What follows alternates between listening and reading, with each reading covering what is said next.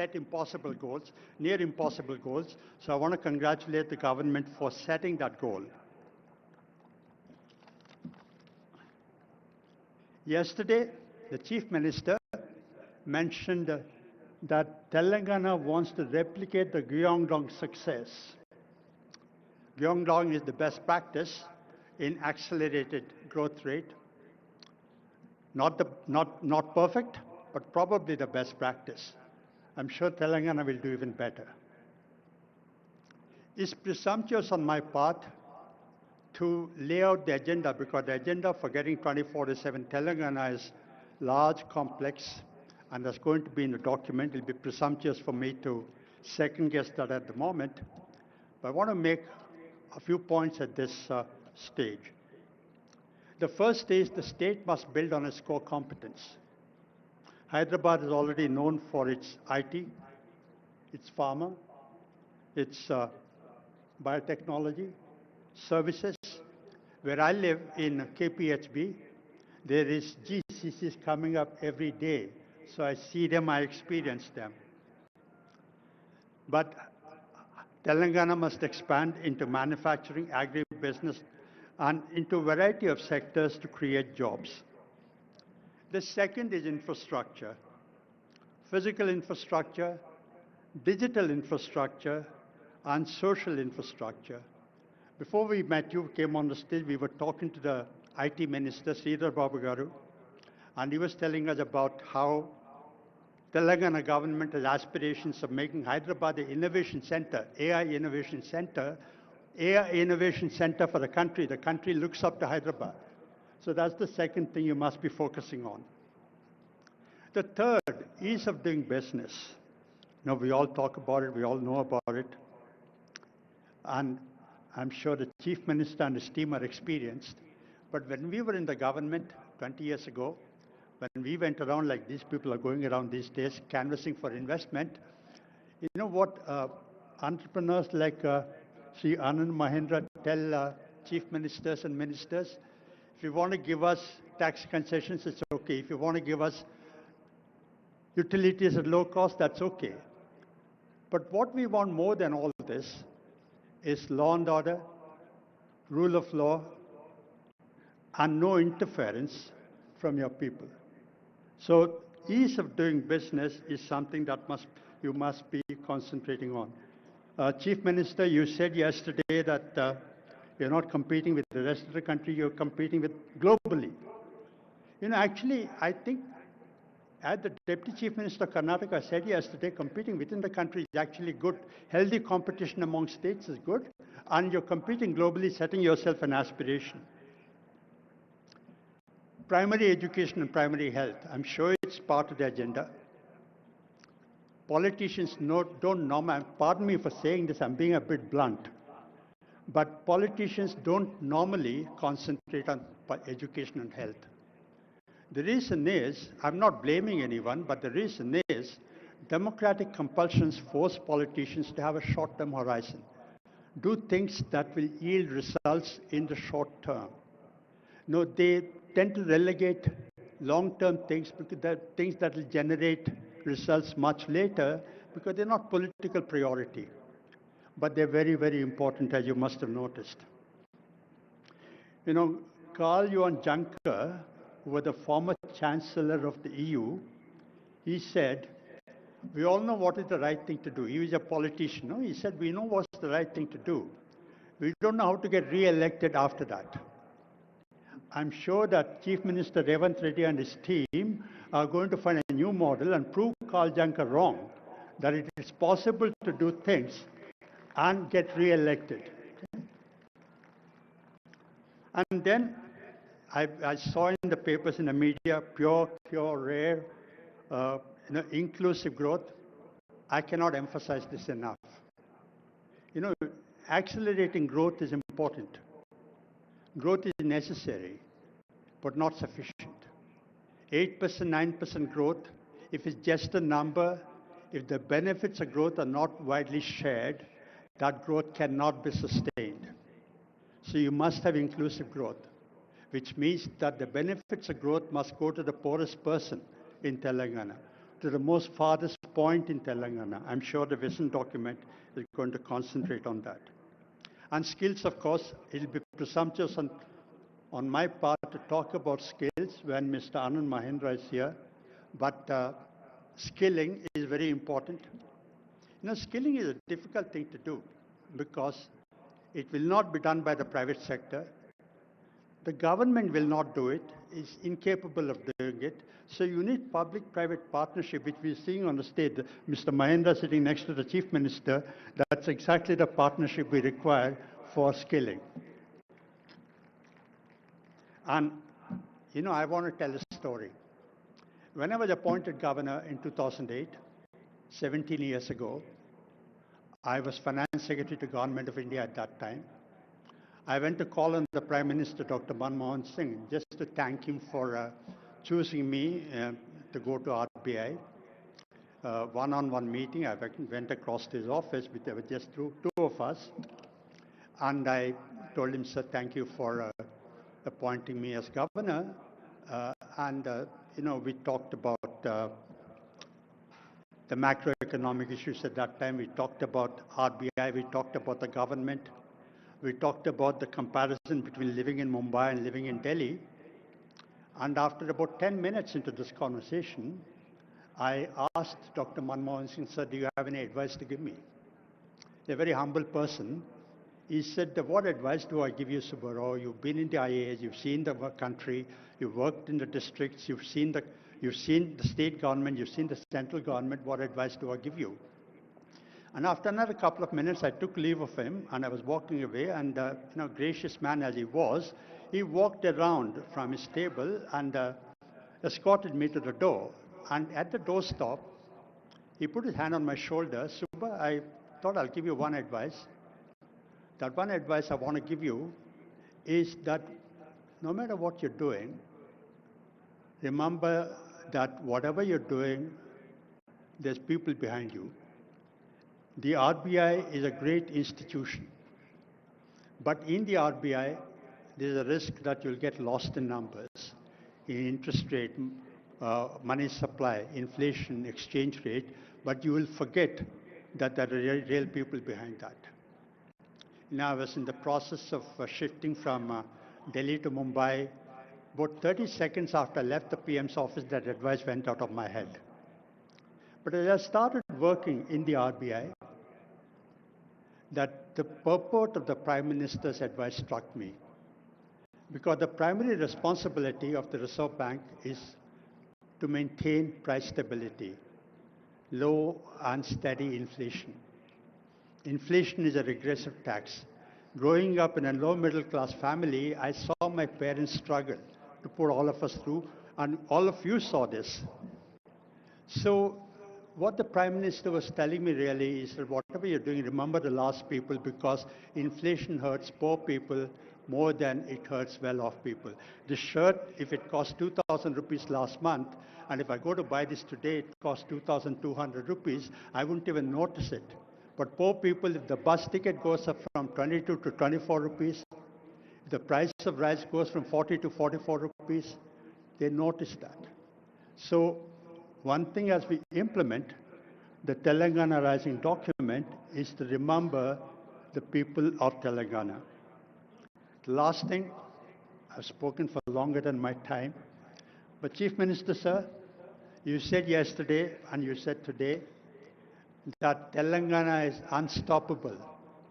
I also want to say that Telangana is unbeatable, okay?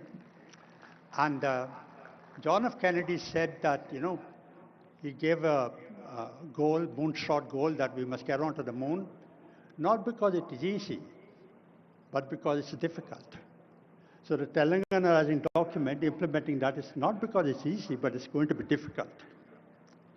And 10 years from now, somewhere in the world, 10 years from now, sir, somewhere in the world, just like you said yesterday, Gyeongdong model, 10 years from now, somewhere in the world, somebody will say, we want to follow the Telangana model. So thank you very much.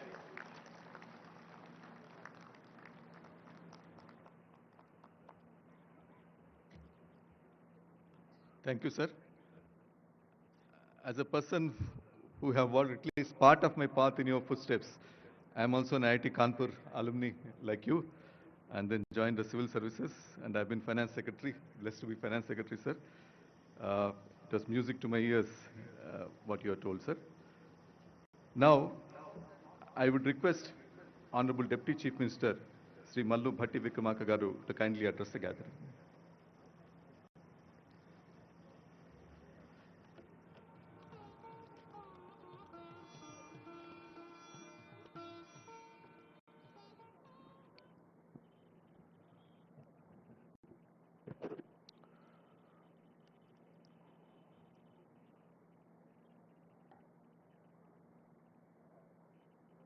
Sri Revant Reddy Garu, Honorable Chief Minister of Telangana, Sri Suman Berry Garu, Vice Chairperson Niti Ayog, and all the Honorable Cabinet Ministers, legislators, chairmen, and advisors of the government,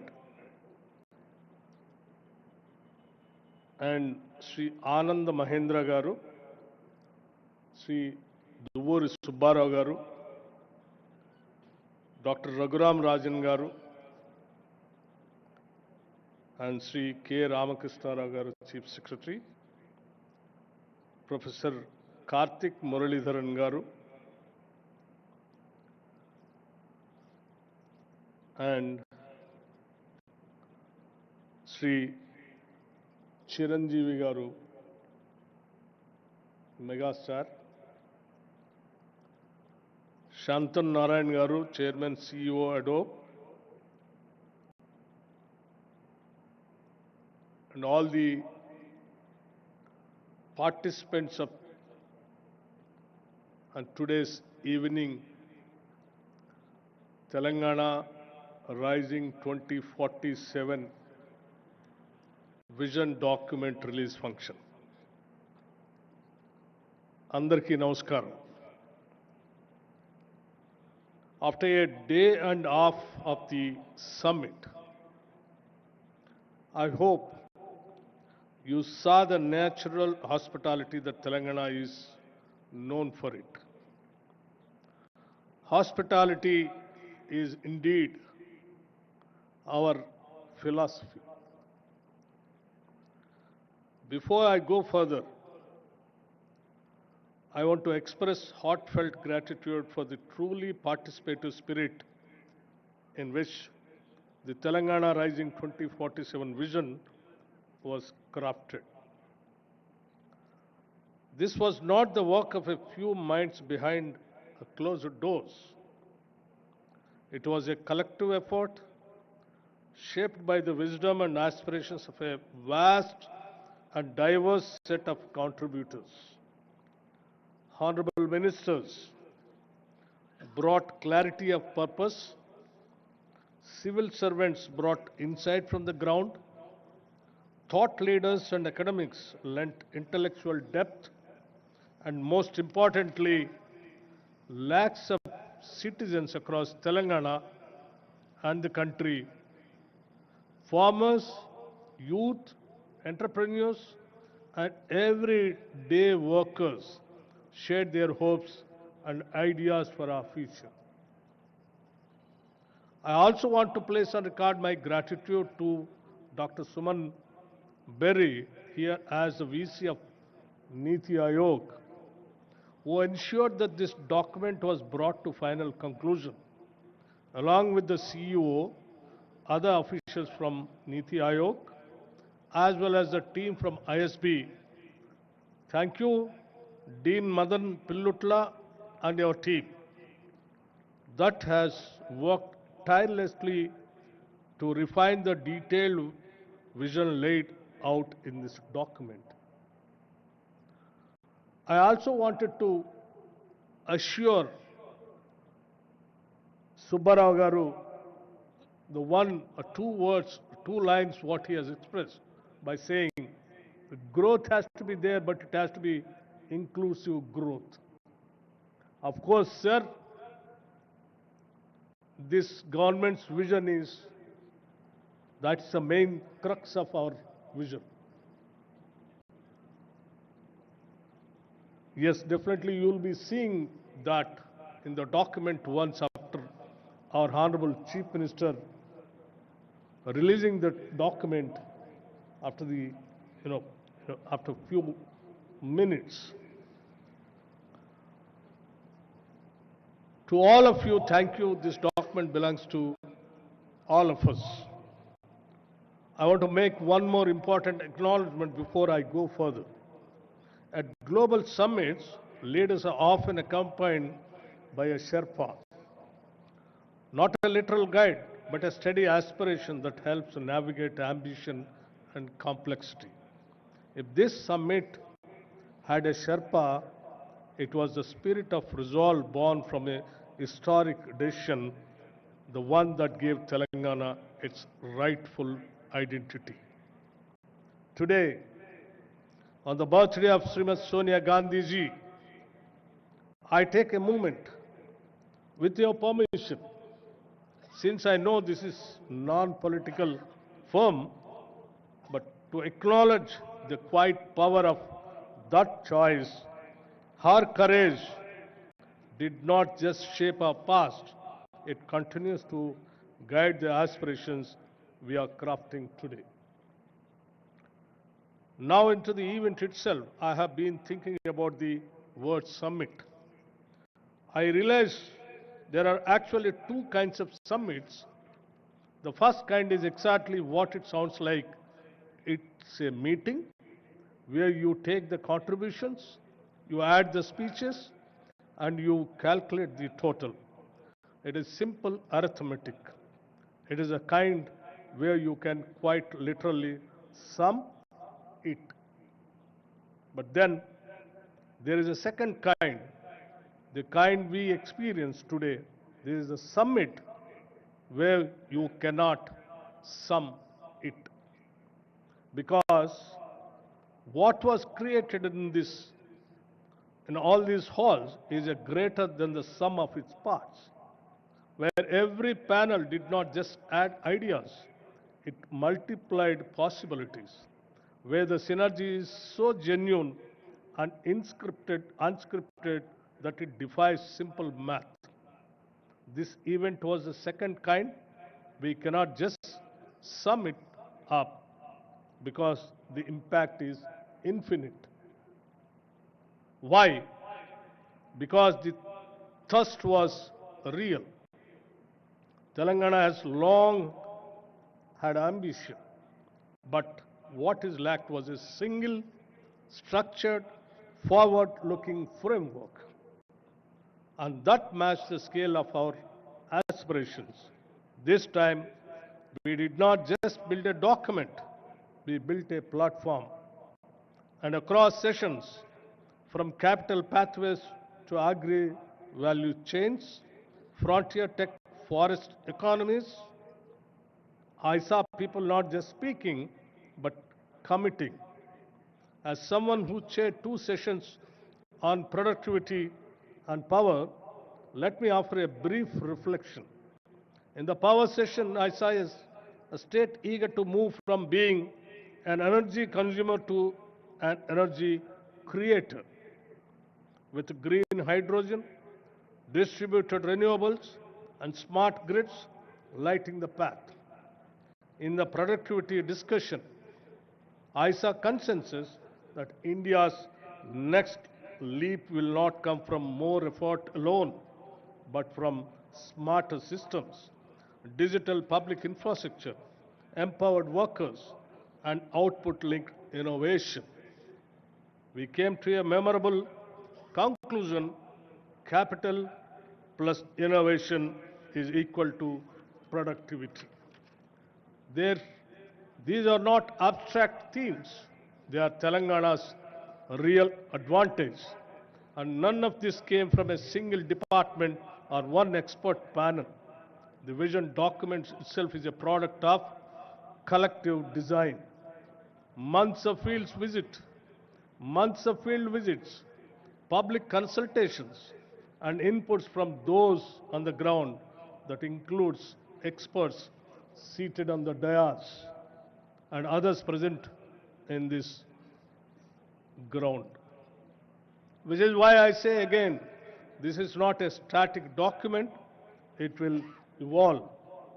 And we are committed to letting it evolve with new data, new partnerships, and new wisdom. We don't fear feedback, we welcome it. One more thought I must leave with you. For every young person in Telangana who attended these sessions, I hope you take your chance to build something so valuable that future generations walk on your path, quite literally.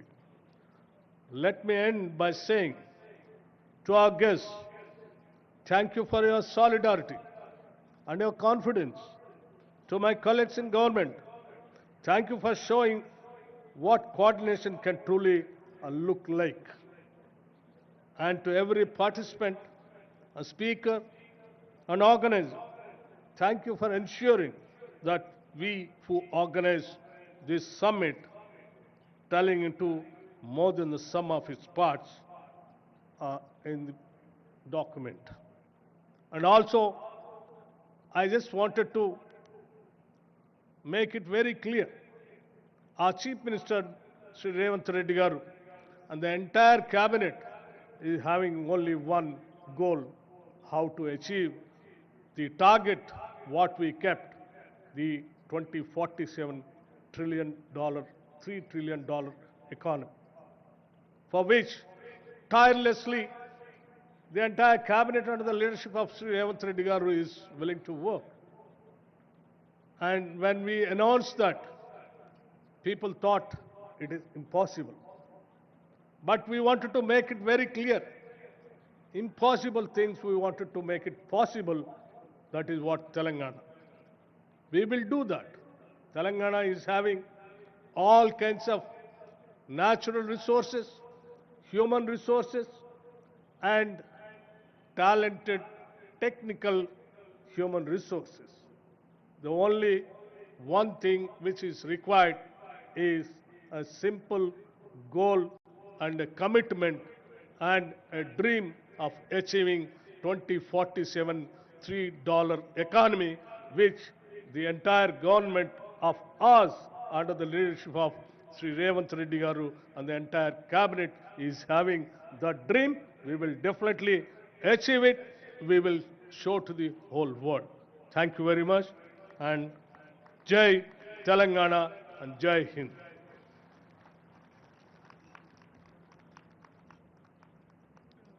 Thank you, Honorable Deputy Chief Minister Garu. Now I'd request my colleague Jayesh to kindly introduce two sons of soil who have gone and achieved and are now heading world's famous companies. Jayesh?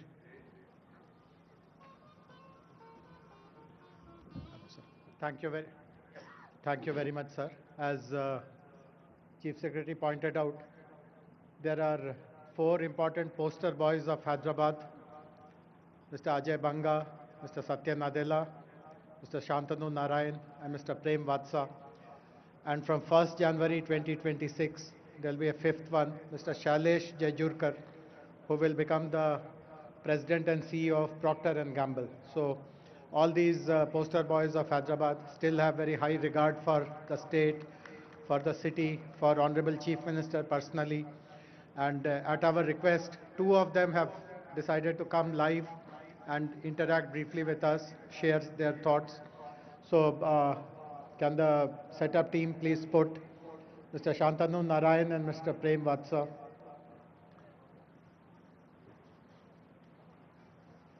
Hey, so hello Prem. Hello Prem. Hello Prem. Hello Shantanu. Can you hear both? Can you hear? Hello Shantanu. Hi Prem. Can you hear me? Is our audio good? Just give us a wave. Great. So thank you very much, Shantanu, I know that it is 4:30 a.m. for you. Much. Shantanu, I know that it is 4:30 a.m. for you.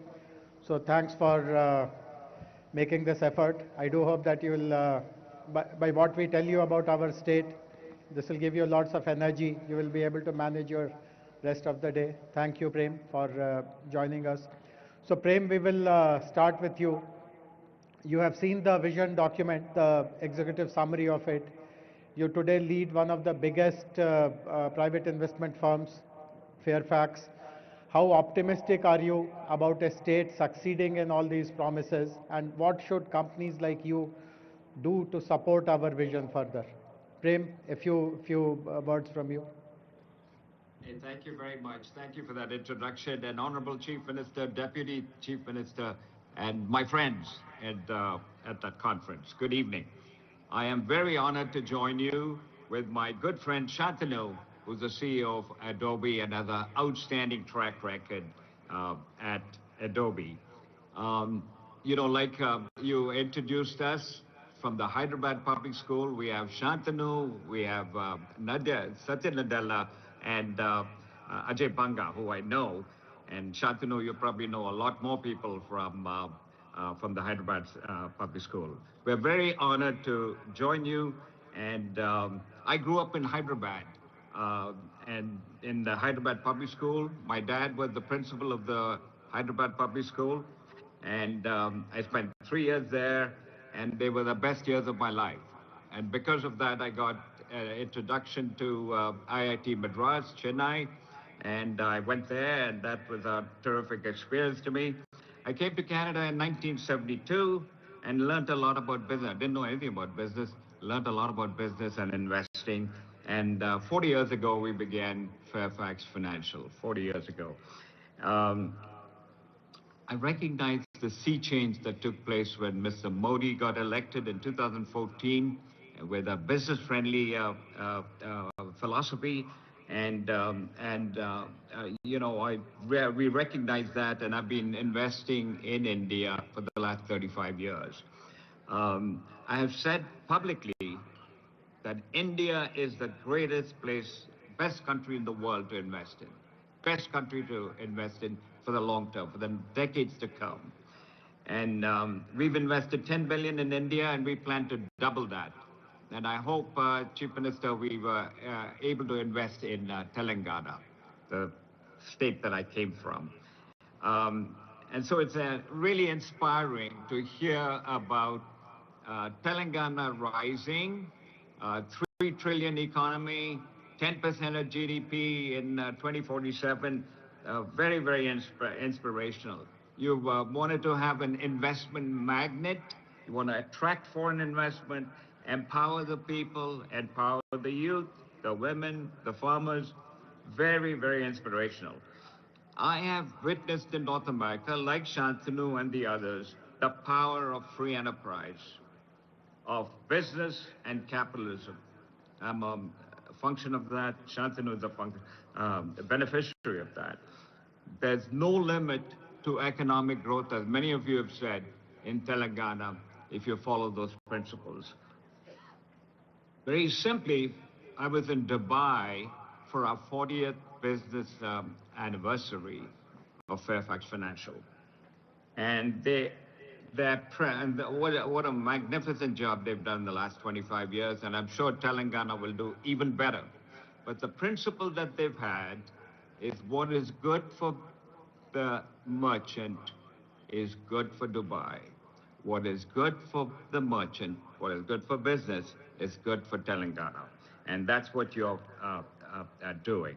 So the next 22 years, 2047, I pray that Telangana, under your leadership, Honorable Chief Minister, will do exceptionally well, and will be an inspiration to everyone in India and also the world. So God bless you and the people of Telangana. Thank you very much for inviting me to speak.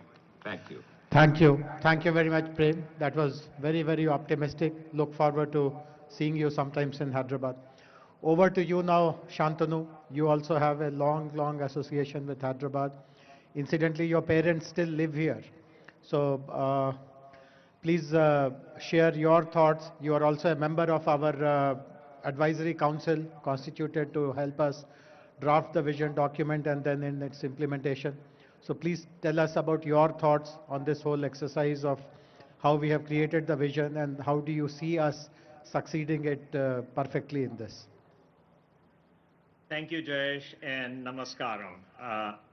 Let me first start off by thanking the Honorable Chief Minister, Shri Revant Reddy Garu, as well as the Honorable Deputy Chief Minister, Shri Bhatti Vikram Mallu Garu, for this opportunity to take part in this historic occasion for the launch of the visionary document Telangana Rising 2047. I think the vision aligns very seamlessly with Prime Minister Modi's ambitious goal of Viksit Bharat by 2047, which is a future where India emerges as a global leader in innovation, sustainability, and development. As India's youngest state, Telangana has already proved itself as a trailblazer in governance, in technology, and as numerous folks have mentioned, inclusive growth. I love this aspiration to become a 3 trillion economy by 2047 and contributing 10% to India's GDP. It's not just a bold vision, but I think it's a very achievable vision. And I think the vision will be powered by the people of Telangana, whose aspirations for better education, healthcare, clean environments, and opportunities have shaped this roadmap. I also think that this emphasis on empowering youth, women, and farmers is a testament to the state's commitment to inclusive development. As chair of Adobe, I'm proud to represent a company that shares this commitment to innovation and empowerment. We are trying to change the world through digital experiences at Adobe, and over a third of Adobe's global research and development is happening in India. So we know that Indians today are creating the innovation that is going to democratize creativity and individuals to thrive in this digital economy. I'm particularly proud of the visions document that's focusing on foundational enablers, tech and innovation, efficient financing, good governance.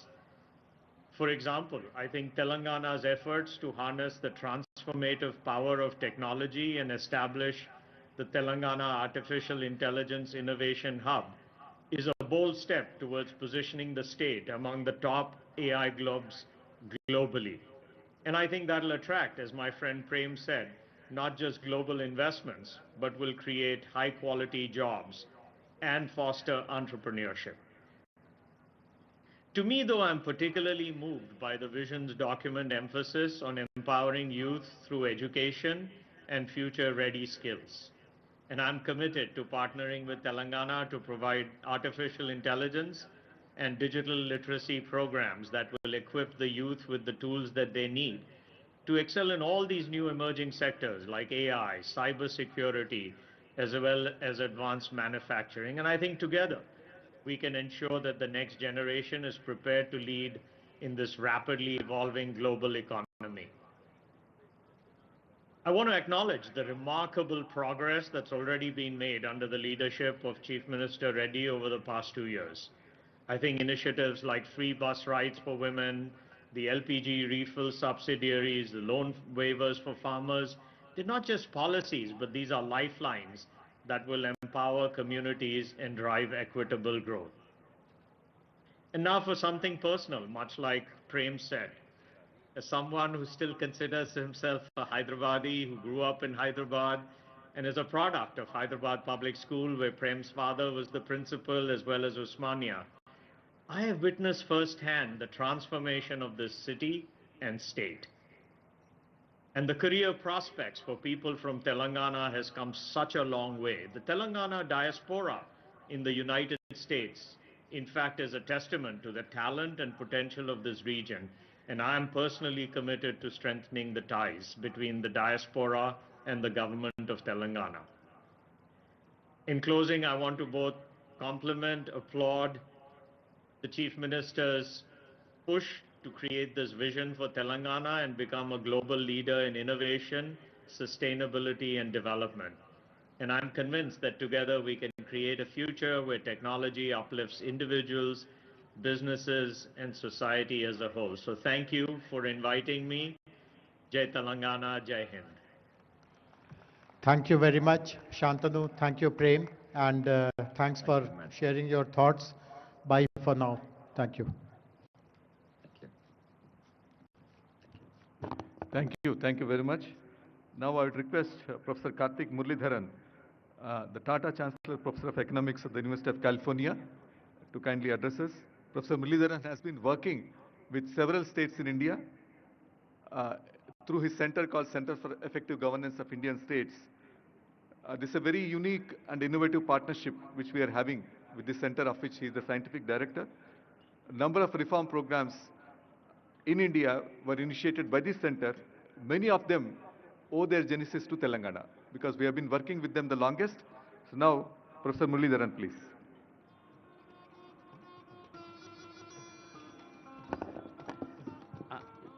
Gaurava Sabhaku, Namaskaramu. I am Honorable Chief Minister, Deputy Chief Minister, dignitaries on the dais. I'm really delighted and honored to be here today. I'm a Tamilian by birth. I grew up in Gujarat, but Telangana and Andhra Pradesh have been my karma bhumi for the last 20 years. I am especially honored to see that the Chief Secretary, Sri Ramakrishna Rao Garu, he was Commissioner School Education in 2004 when I first came to the state. And that is where my journey of work in the state. There is no state in India I know better than Telangana and Andhra Pradesh, whether it's working in education, in welfare over the years. So that is the first connection to Telangana. Second, when this book came out, Honorable Chief Minister and Deputy Chief Minister were the first Chief Ministers I got to present the book to, and that was a wonderful, wonderful experience. We had a wonderful 2-hour discussion on a whole range of governance issues.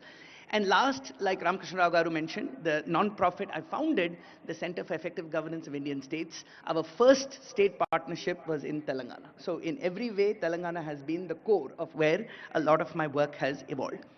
So I want to just make 2 remarks.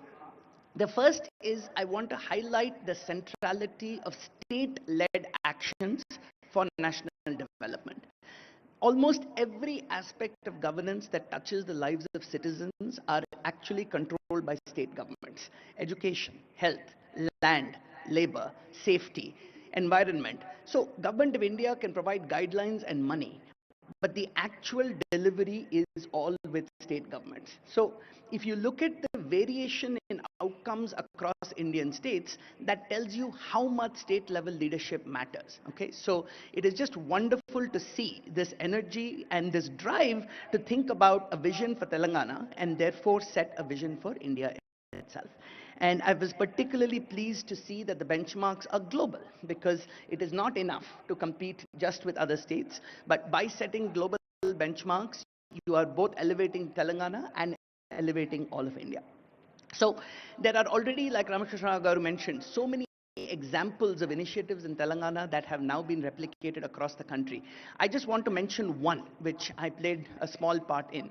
And this is what is called the annual KPI survey, where Telangana has become the first state to have annual district level outcomes on every human development indicator, on education, on nutrition, so that we know that we are making progress towards the goals and not just setting goals and not knowing are we making progress. So that data is foundational, and this is now something that is being replicated across many states.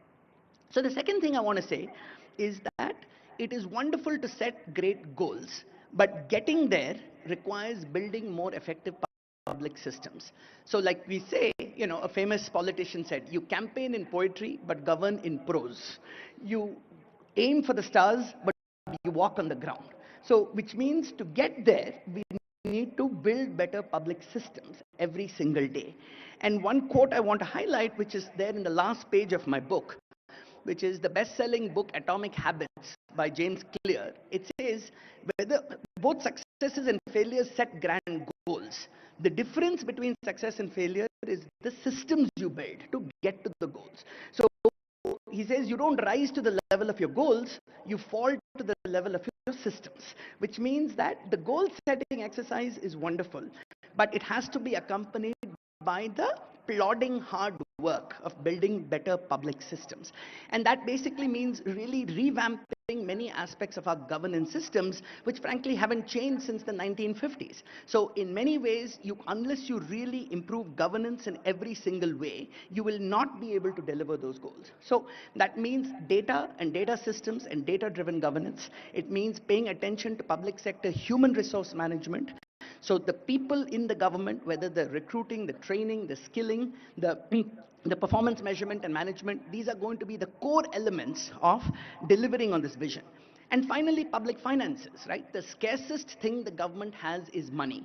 Debt is a serious problem. So having certain principles of saying that money will be spent on the basis of both equity and efficiency. So how do you spend your scarce public money well is going to be the most important determinant of whether you are able to deliver this vision and catalyze industry, catalyze academia, catalyze society. So these are all areas that me and my team at CGIS are committed to supporting the state of Telangana on, and we are just grateful to have the opportunity to be part of this journey. So Jai Telangana, Jai Hind.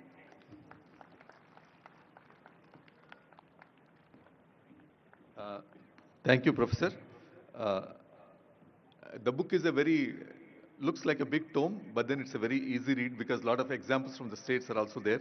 So I request that, all of you are interested, you can kindly go through it. Now I'd request Professor Arvind Subramaniam, former Chief Economic Advisor to Government of India, to kindly address us. Arvind Subramaniam ji, as needs no introduction, is one of the most distinguished economists of the world, with a deep understanding of various issues and policies of China, not only a theoretical understanding, academic understanding, but also he was in the engine room because he was the chief economic advisor when the GST reforms were introduced in the country. And after that also he has been working with a number of states within the country. Now I request Professor Subramaniam to kindly address us.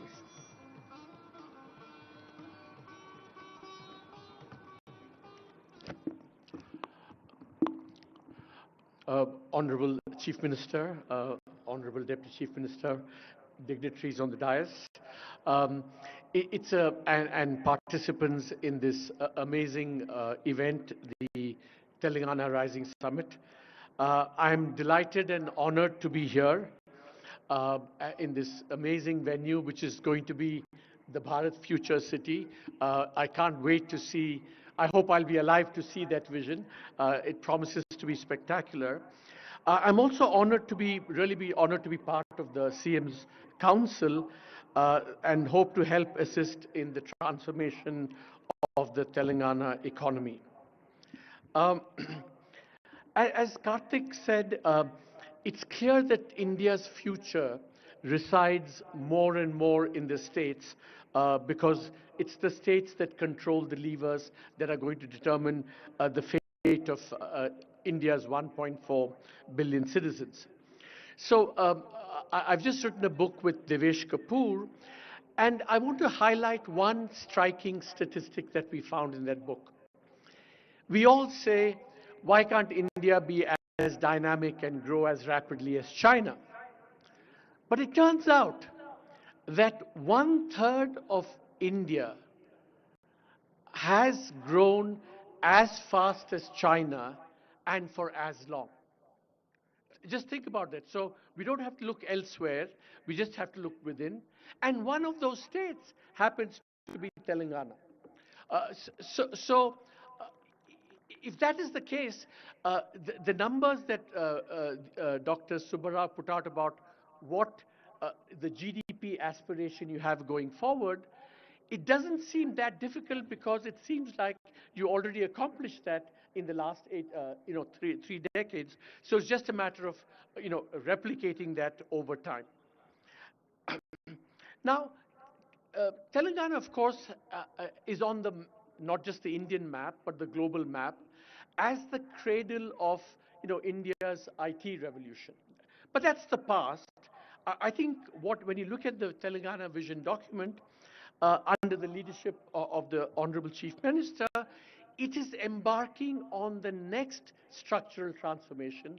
How do you go from this very dynamic IT-based economy to something that both harnesses the power of the new technologies without neglecting the daily lives of all the citizens in the state. So it's this combination of technology, which is people-centered, human-centered, improving human livelihoods. I think that's at the core of this vision document, which I would commend to everyone going forward.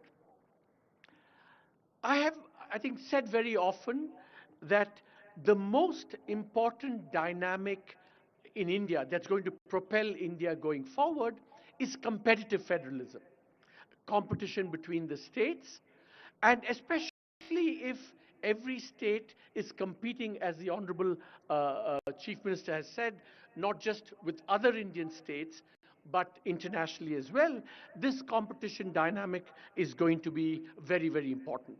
So Telangana is going to be not just a magnet that attracts investment, it's also going to be a model for everyone else, other states, to kind of emulate.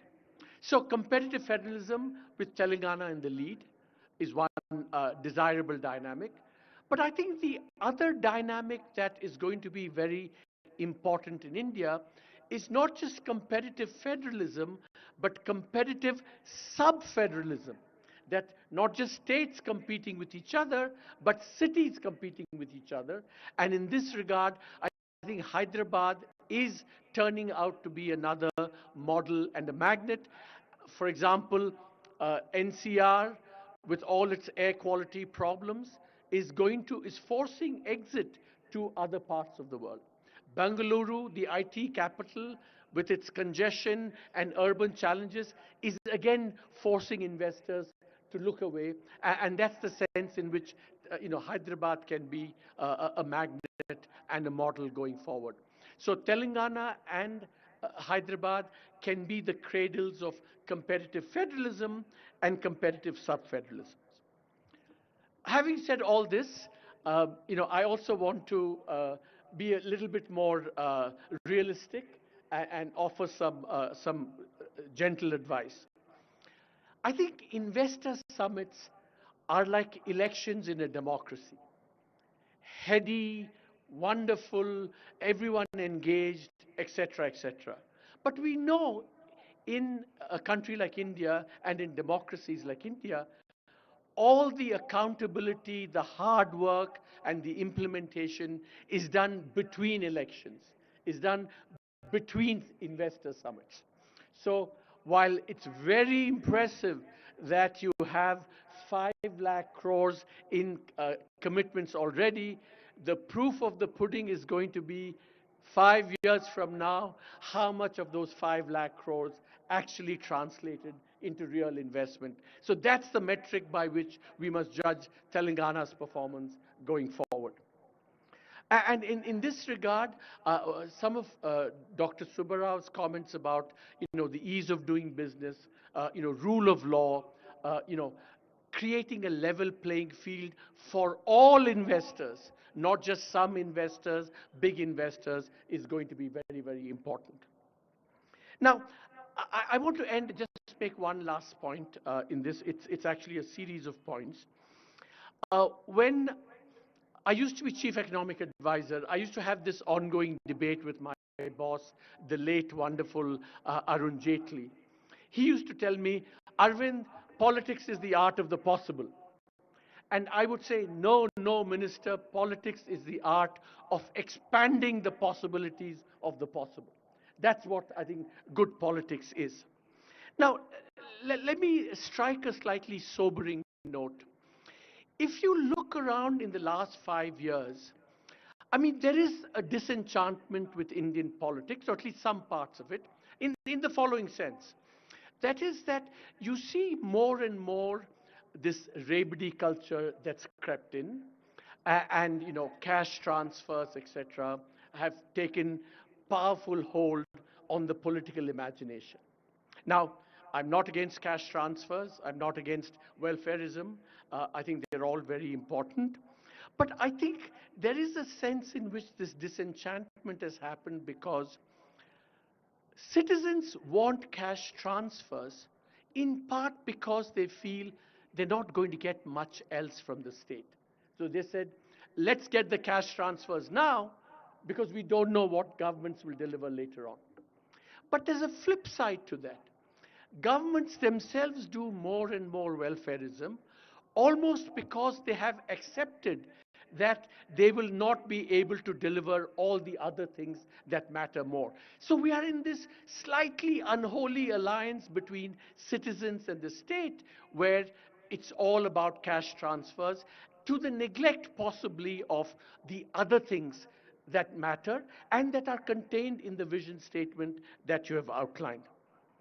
Um, so I think what India needs is, as someone rightly said, and what is exciting about this summit and your leadership is the new Telangana model. What is the new Telangana model? I think it's very important to remember that the Telangana model has to have as its core, which it does, the retaining of the idea of India as a pluralist, inclusive, non-majoritarian, non-exclusionary place.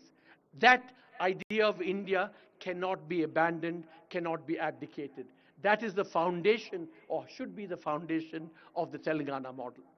But then over and above that, what has to happen is the kind of political imagination that's been displayed in the Telangana Vision document, and converting that political imagination into a new reality is what has to be the Telangana model. And really, we've just written a book. In some ways, what we lament in the book is that the Indian political imagination has become stunted and stale. And what is really exciting about this, Honorable Minister, to be honest with you, and what makes me excited about working with Telangana, is this new political imagination which retains the idea of India, pluralist, non-majoritarian, inclusive, everyone, plus this new imagination where you combine technology and harness it for the good of the people. So good economics should be good politics. Good social policy should be good politics. And that hopefully will be the new Telangana model. Thank you, sir. As usual, Arvind sir, Professor Arvind sir has always brings us, while acknowledging the dynamism, the vision of our Honorable CMs is also put some caution marks along the road. Now, I would request the video message by Mr. Tony Blair, the former Prime Minister of UK, to be played, please.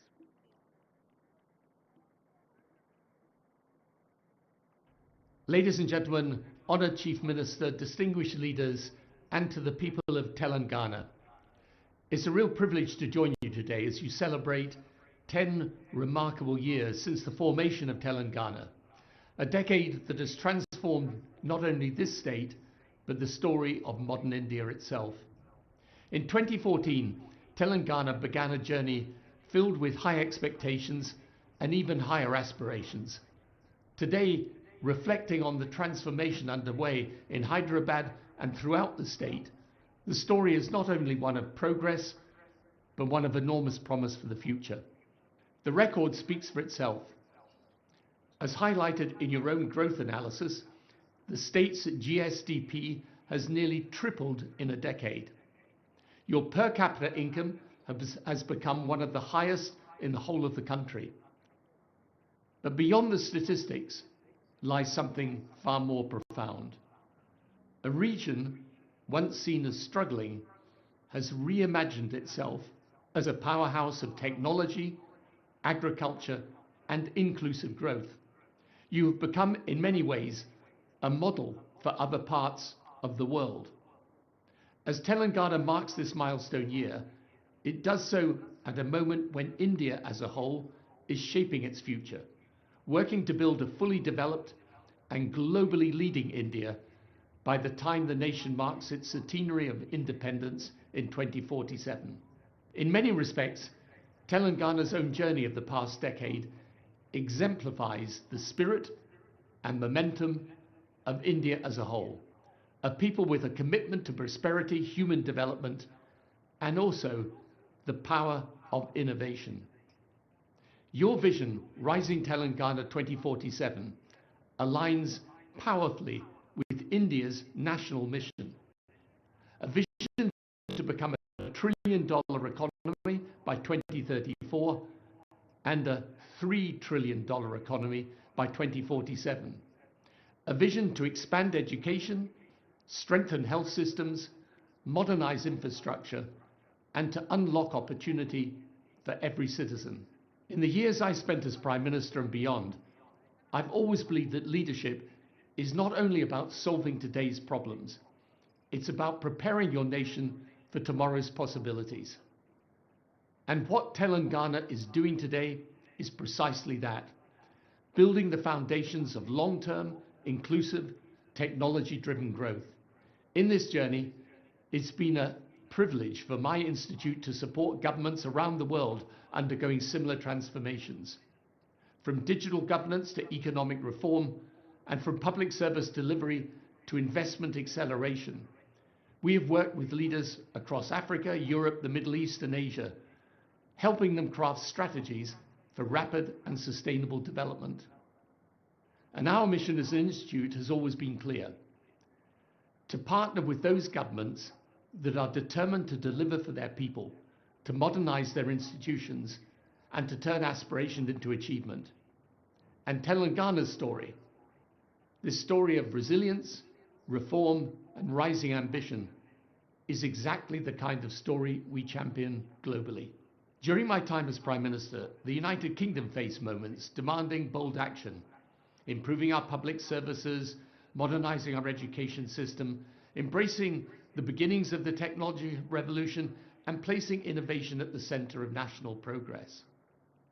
What I learned then is what Telangana demonstrates today, that with clarity of vision, strong leadership, and a commitment to inclusion, extraordinary transformation is possible. And as India advances towards its goal of Viksit Bharat 2047, it is states like Telangana that will help to propel the nation forward. Telangana's achievements, therefore, are not just local successes. They're contributions to India's wider journey of becoming one of the world's great democratic, economic, and technological powers. So as Telangana embarks on its next decade, expanding its metro, modernizing irrigation, supporting women's empowerment, reforming governance to be more transparent and citizen-centered, and welcoming global investment, it does so from a position of immense strength. As you bring your summit to a close, let me end my remarks in the hope that I may visit you in person very soon, and by offering all the people of Telangana my warmest good wishes for continued progress and a future shaped by the confidence and ambition that define this remarkable state. Thank you. Thank you sir. ఇప్పుడు megastar, ఎవరికీ పరిచయం చేయాల్సిన అవసరం లేనటువంటి శ్రీ చిరంజీవి గారిని సభను ఉద్దేశించి ప్రసంగించవలసిందిగా కోరుతున్నాను.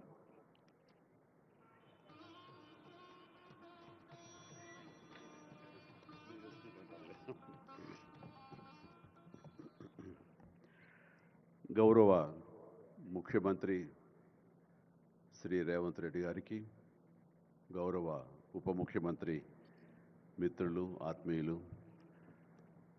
బట్టి విక్రమార్క గారికి, ఇతర దిగ్గజాలకి, ఆహ్వానితులకు, ప్రతి ఒక్కరికి నా హృదయపూర్వక నమస్కారాలు. తెలుగులో మాట్లాడడం కొంచెం చేంజ్ ఉంది కదా మీ చెవులకి. So let me have the privilege talking our mother tongue. ఇక్కడ మీ అందరికీ అనిపించవచ్చు, ఇక్కడ ఉన్నటువంటి ఆహ్వానితుల్లో చీఫ్ గెస్ట్ ఒక్కొక్కళ్ళు ఒక్కొక్క రంగానికి సంబంధించిన వాళ్ళు, ఫైనాన్స్ రంగానికి సంబంధించిన వాళ్ళు, అలాగే మాజీ గవర్నర్ ఆర్బీఐ సుబ్బారావు గారు, అలాగే ఇతర ఫైనాన్స్ వ్యక్తులు, అలాగే ఆటోమొబైల్ దిగ్గజం మహేందర్ గారు, ఇంతమంది ఉండగా వీళ్ళల్లో చిరంజీవి ఏమిటి సినిమా వాడు అనే భావం మీకు ఉండొచ్చు. మీకు కదా, నాకే ఉంది అది. నేను ఎంతో ఇక్కడ ఫిట్ అవుతాను అని నాకే అనిపించచ్చు. కానీ నా మీద ఎంతో గౌరవంతో ఒక సోదరుడుగా మన ముఖ్యమంత్రి గారు చిరంజీవి రావాలి అని నిన్న మన భట్టి విక్రమార్క గారిని, అలాగే IT and industrial minister Sridhar గారిని నా దగ్గరికి పంపించారు. సరిగ్గా వాళ్ళు వచ్చే సమయానికి ఏ పొజిషన్లో నాకు తెలుసా అండి, ఎవరో అమ్మాయితో డ్యాన్స్ వేస్తూ ఉన్నాను. చాలా ఇబ్బంది అనిపించింది అన్నపూర్ణ స్టూడియోలో. సో ఆ సమయంలో వాళ్ళిద్దరిని కూర్చోబెట్టి షూటింగ్ ఆపేయండి అని చెప్పి వారి ఇచ్చిన తర్వాత అంత ఆప్యాయంగా నన్ను ఆహ్వానిస్తుంటే, ఇంత గొప్ప సభకి, ఇలాంటి ఒక గొప్ప గ్లోబల్ సమ్మిట్కి, తెలంగాణ రైజింగ్ అంటూ ఒక గొప్ప ఇనిషియేషన్కి 2047 ఇది ఎట్లా ఉండాలి అనే ఆ ఊహ తన బ్రెయిన్ చైల్డ్ అయినటువంటి మన ముఖ్యమంత్రి గారు ఆహ్వానిస్తే అది చాలా ప్రివిలేజ్డ్గా ఫీల్ అయ్యాను, ఎంతో గౌరవంగా ఫీల్ అయ్యాను, ఎంతో ఆనందంగా ఉన్నాను. మీ అందరితో పాటు ఈరోజు ఇక్కడ నేను పార్టిసిపేట్ చేయడం అనేది నాకు దక్కిన గొప్ప అవకాశం, గొప్ప అదృష్టంగా నేను భావిస్తున్నాను. అయితే ఇక్కడ కేవలం చిరంజీవికి మాత్రమే ఇచ్చారు, అందుకే చిరంజీవిని ఆహ్వానించి అక్కడ కూర్చోబెట్టారు అని నేను అనుకోవటం లేదు. ఇది రేవంత్ రెడ్డి గారికి సినిమా పరిశ్రమ మీద ఉన్నటువంటి గౌరవం, సినిమాల ఇంపాక్ట్ ఈ సొసైటీలో ఎలాగ ఉంటుందో బాగా తెలిసిన వ్యక్తిగా వాళ్ళందరి తరపున ఒక వ్యక్తి ఉండాలి కాబట్టి చిరంజీవిని ఆహ్వానించారని మాత్రమే అనుకుంటున్నాను. ఈరోజు నేను ఒక చిరంజీవిగా రాలేదు, చిత్ర పరిశ్రమ తరపున ఒక ఏజెంట్గా, వాళ్ళ రిప్రజెంటేటివ్గా నేను ఈ రోజున వచ్చాను, ఇక్కడ ఆహ్వానించబడ్డాను. కాబట్టి దానికి ప్రత్యేకించి పరిశ్రమ తరపున శ్రీ రేవంత్ రెడ్డి గారికి మనస్ఫూర్తిగా నా హృదయపూర్వక ధన్యవాదాలు తెలియజేస్తున్నాను. సార్, మీకు గుర్తుంటే మీరు ప్రభుత్వం ఏర్పాటు చేసిన కొత్తల్లో మొదటి వారంలోనే ఎప్పుడో నేను మిమ్మల్ని అభినందించడానికి నేను వచ్చినప్పుడు మీరు నాతో అన్న మొట్టమొదటి మాట, ఈ హైదరాబాద్ని ఫిలిం హబ్గా చేయాలి. అదేదో ఒక తెలుగు ఇండస్ట్రీ వరకో, లేకపోతే సౌత్ ఇండియన్ ఫిలిం ఇండస్ట్రీ వరకో, లేకపోతే భారతీయ వరకో కాదు, గ్లోబల్. మనకి ఏమి తక్కువ అని, ఇక్కడ ఏ వనరులు తక్కువ అని చెప్పేసి, ఏ ఎంకరేజ్మెంట్ తక్కువ అని చెప్పేసి మనం ఎందుకు చేయలేకపోతున్నాం, ఎందుకు కొన్ని తెలుగు ఫిలిమ్స్ ఒక లాంగ్వేజ్కే మనం కన్ఫైన్డ్ అయ్యాం. కాబట్టి నా ఉద్దేశంలో ఇది గ్లోబల్గా అన్ని రకాల ఇండస్ట్రీస్, ఇతర లాంగ్వేజ్ నుంచి సినిమా వాళ్ళు ఇక్కడ రావాలి, ఇక్కడ షూటింగ్ చేసుకోవాలి, అది నా ధ్యేయం అని అన్నప్పుడు చాలా ధైర్యంగా మాట్లాడుతున్నారు. అది నిజం కుదురుతుందా? ఎక్కడి నుంచో ఇతర దేశాల నుంచి వచ్చి ఇక్కడ షూటింగ్ చేయటం అన్నది, నేను టూరిజం మినిస్టర్గా ఉన్నప్పుడు ఫిలిం టూరిజంగా ఇక్కడ ఎంతోమంది ఆహ్వానించడానికి ఎంతో శ్రమపడ్డాం, ఎంతో కష్టించాం. కానీ ఇక్కడ ఉన్నటువంటి అట్మాస్ఫియర్ కానీ ఎంకరేజ్మెంట్ కానీ ఆయా గవర్నమెంట్లు అంత లేకుండా ఉండటంతో అది అంత పూర్తిగా సఫలీకృతం కాలేకపోయాం. ఆ ఉద్దేశంతో నేను కొంచెం స్కెప్టికల్గానే ఉన్నాను. ఎంతవరకు కుదురుతుంది, ఈయన డ్రీమ్ సక్సెస్ చేయగలరా అని అనుకుంటూ, మీరు ఏమైనా చేయండి, మీ గైడెన్స్ ఇవ్వండి, మీరు ఏం చెప్తే దాన్ని ఫాలో అవడానికి మేమందరం రెడీగా ఉన్నామని ఒక మాట ఇచ్చి మాత్రం అన్నాను. కానీ విత్ ఇన్ నో టైం ఇంత పెద్ద ఎత్తున ఈయన అన్ని రకాల సెక్టార్స్ వాళ్ళని ఇన్వైట్ చేసి గ్లోబల్గా అందరినీ వెల్కమ్ చేసి ఈ రోజున అందులో ఒక పార్ట్గా సినిమాలను కూడా ఆయన వెల్కమ్ చేస్తున్నారంటే కనుక అది హ్యాట్స్ ఆఫ్. అది ఆయన ఒక్కరి వల్లే అయ్యింది. అన్నట్టుగా కాకుండా అన్నది సాధ్యం చేసేలాగా ప్రాక్టికల్గా ఈ రోజున మనందరం చూస్తున్నాము. ఇది చాలు, డెఫినెట్గా ఆయన అనుకున్నది సాధిస్తారనే ప్రగాఢమైన నమ్మకం నాకు ఏర్పడింది. ఎందుకంటే ఆయన అన్నది హైదరాబాద్ అనేది సెంట్రల్ లొకేటెడ్ మన కంట్రీలో. ఏ ఇతర ఇంపార్టెంట్ సిటీస్కి వెళ్ళాలని సరే 1 అవర్ డిస్టెన్స్లోనే ఉంది. మేబీ ఢిల్లీ ఇంకొక 1 అవర్ పడుతుందేమో తప్ప. అండ్ ఇక్కడ లేని లొకేషన్స్ ఎక్కడ లేవు, ఎక్కడ లేకుండా పోలేదు. మనకు మంచు కొండలు ఉన్నాయి, థార్ డెజర్ట్స్ ఉన్నాయి, అడవులు ఉన్నాయి, వర్షాలు పడేవి ఉన్నాయి, లాంగెస్ట్ బీచ్లు మనకు ఉన్నాయి. ఏమి తక్కువ, ఏ లొకేషన్స్ తక్కువ, ఏ వనరులు తక్కువ. ఇక్కడ పని చేయడానికి వాళ్ళకి స్కిల్ డెవలప్మెంట్ చేయగలిగితే కనుక పని చేయడానికి ఎంతోమంది ముందుకు వచ్చి సినిమా పరిశ్రమ ద్వారా ఉపయోగపడి వాళ్ళ కుటుంబాలకు వాళ్ళు ఉపయోగించుకుంటారు. ఇది ఆ పొటెన్షియల్ పూర్తిగా ట్యాప్ చేయలేదని మాట వాస్తవం వారు. అది నేను అంగీకరిస్తూ మా సలహాల కోసంగా ఆయన కొన్ని సెమినార్లు ఫ్యూచర్లో నడిపిస్తామన్నారు. ఇప్పుడు కూడా అలాంటి చిన్న చిన్న సెమినార్లు మా పెద్దల మధ్య, సినిమా పెద్దల మధ్య జరిగింది. అయితే ఇది కాంప్రహెన్సివ్గా కన్సాలిడేట్గా జరిగేలాగా విత్ ఇన్ షార్ట్ టైం మేము అందరూ కూడా ముందుకు వస్తాము. ఇక్కడ ప్రపంచానికే ఇది అద్భుతమైనటువంటి సినిమా హబ్గా హైదరాబాద్ని చేయటంలో మేమందరం ముందుంటాము.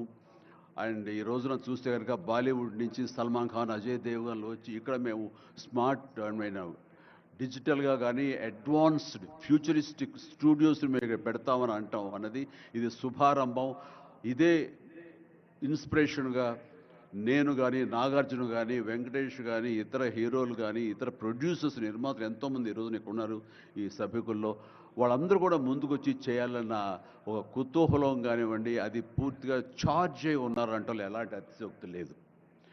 అండ్ ఈ రోజున ప్రపంచపరంగా చూస్తే సినిమా ప్రభావం ఎంత ఉంటుంది, ఈ సాఫ్ట్ పవర్ ఎంత ఉంటుందన్నది నేషనల్ వైడ్గా కూడా కేంద్ర ప్రభుత్వం కూడా వేవ్స్ అనేది ఒకటి ప్రారంభించి అందులో మమ్మల్ని అందరూ కూడా పార్ట్ చేశారు.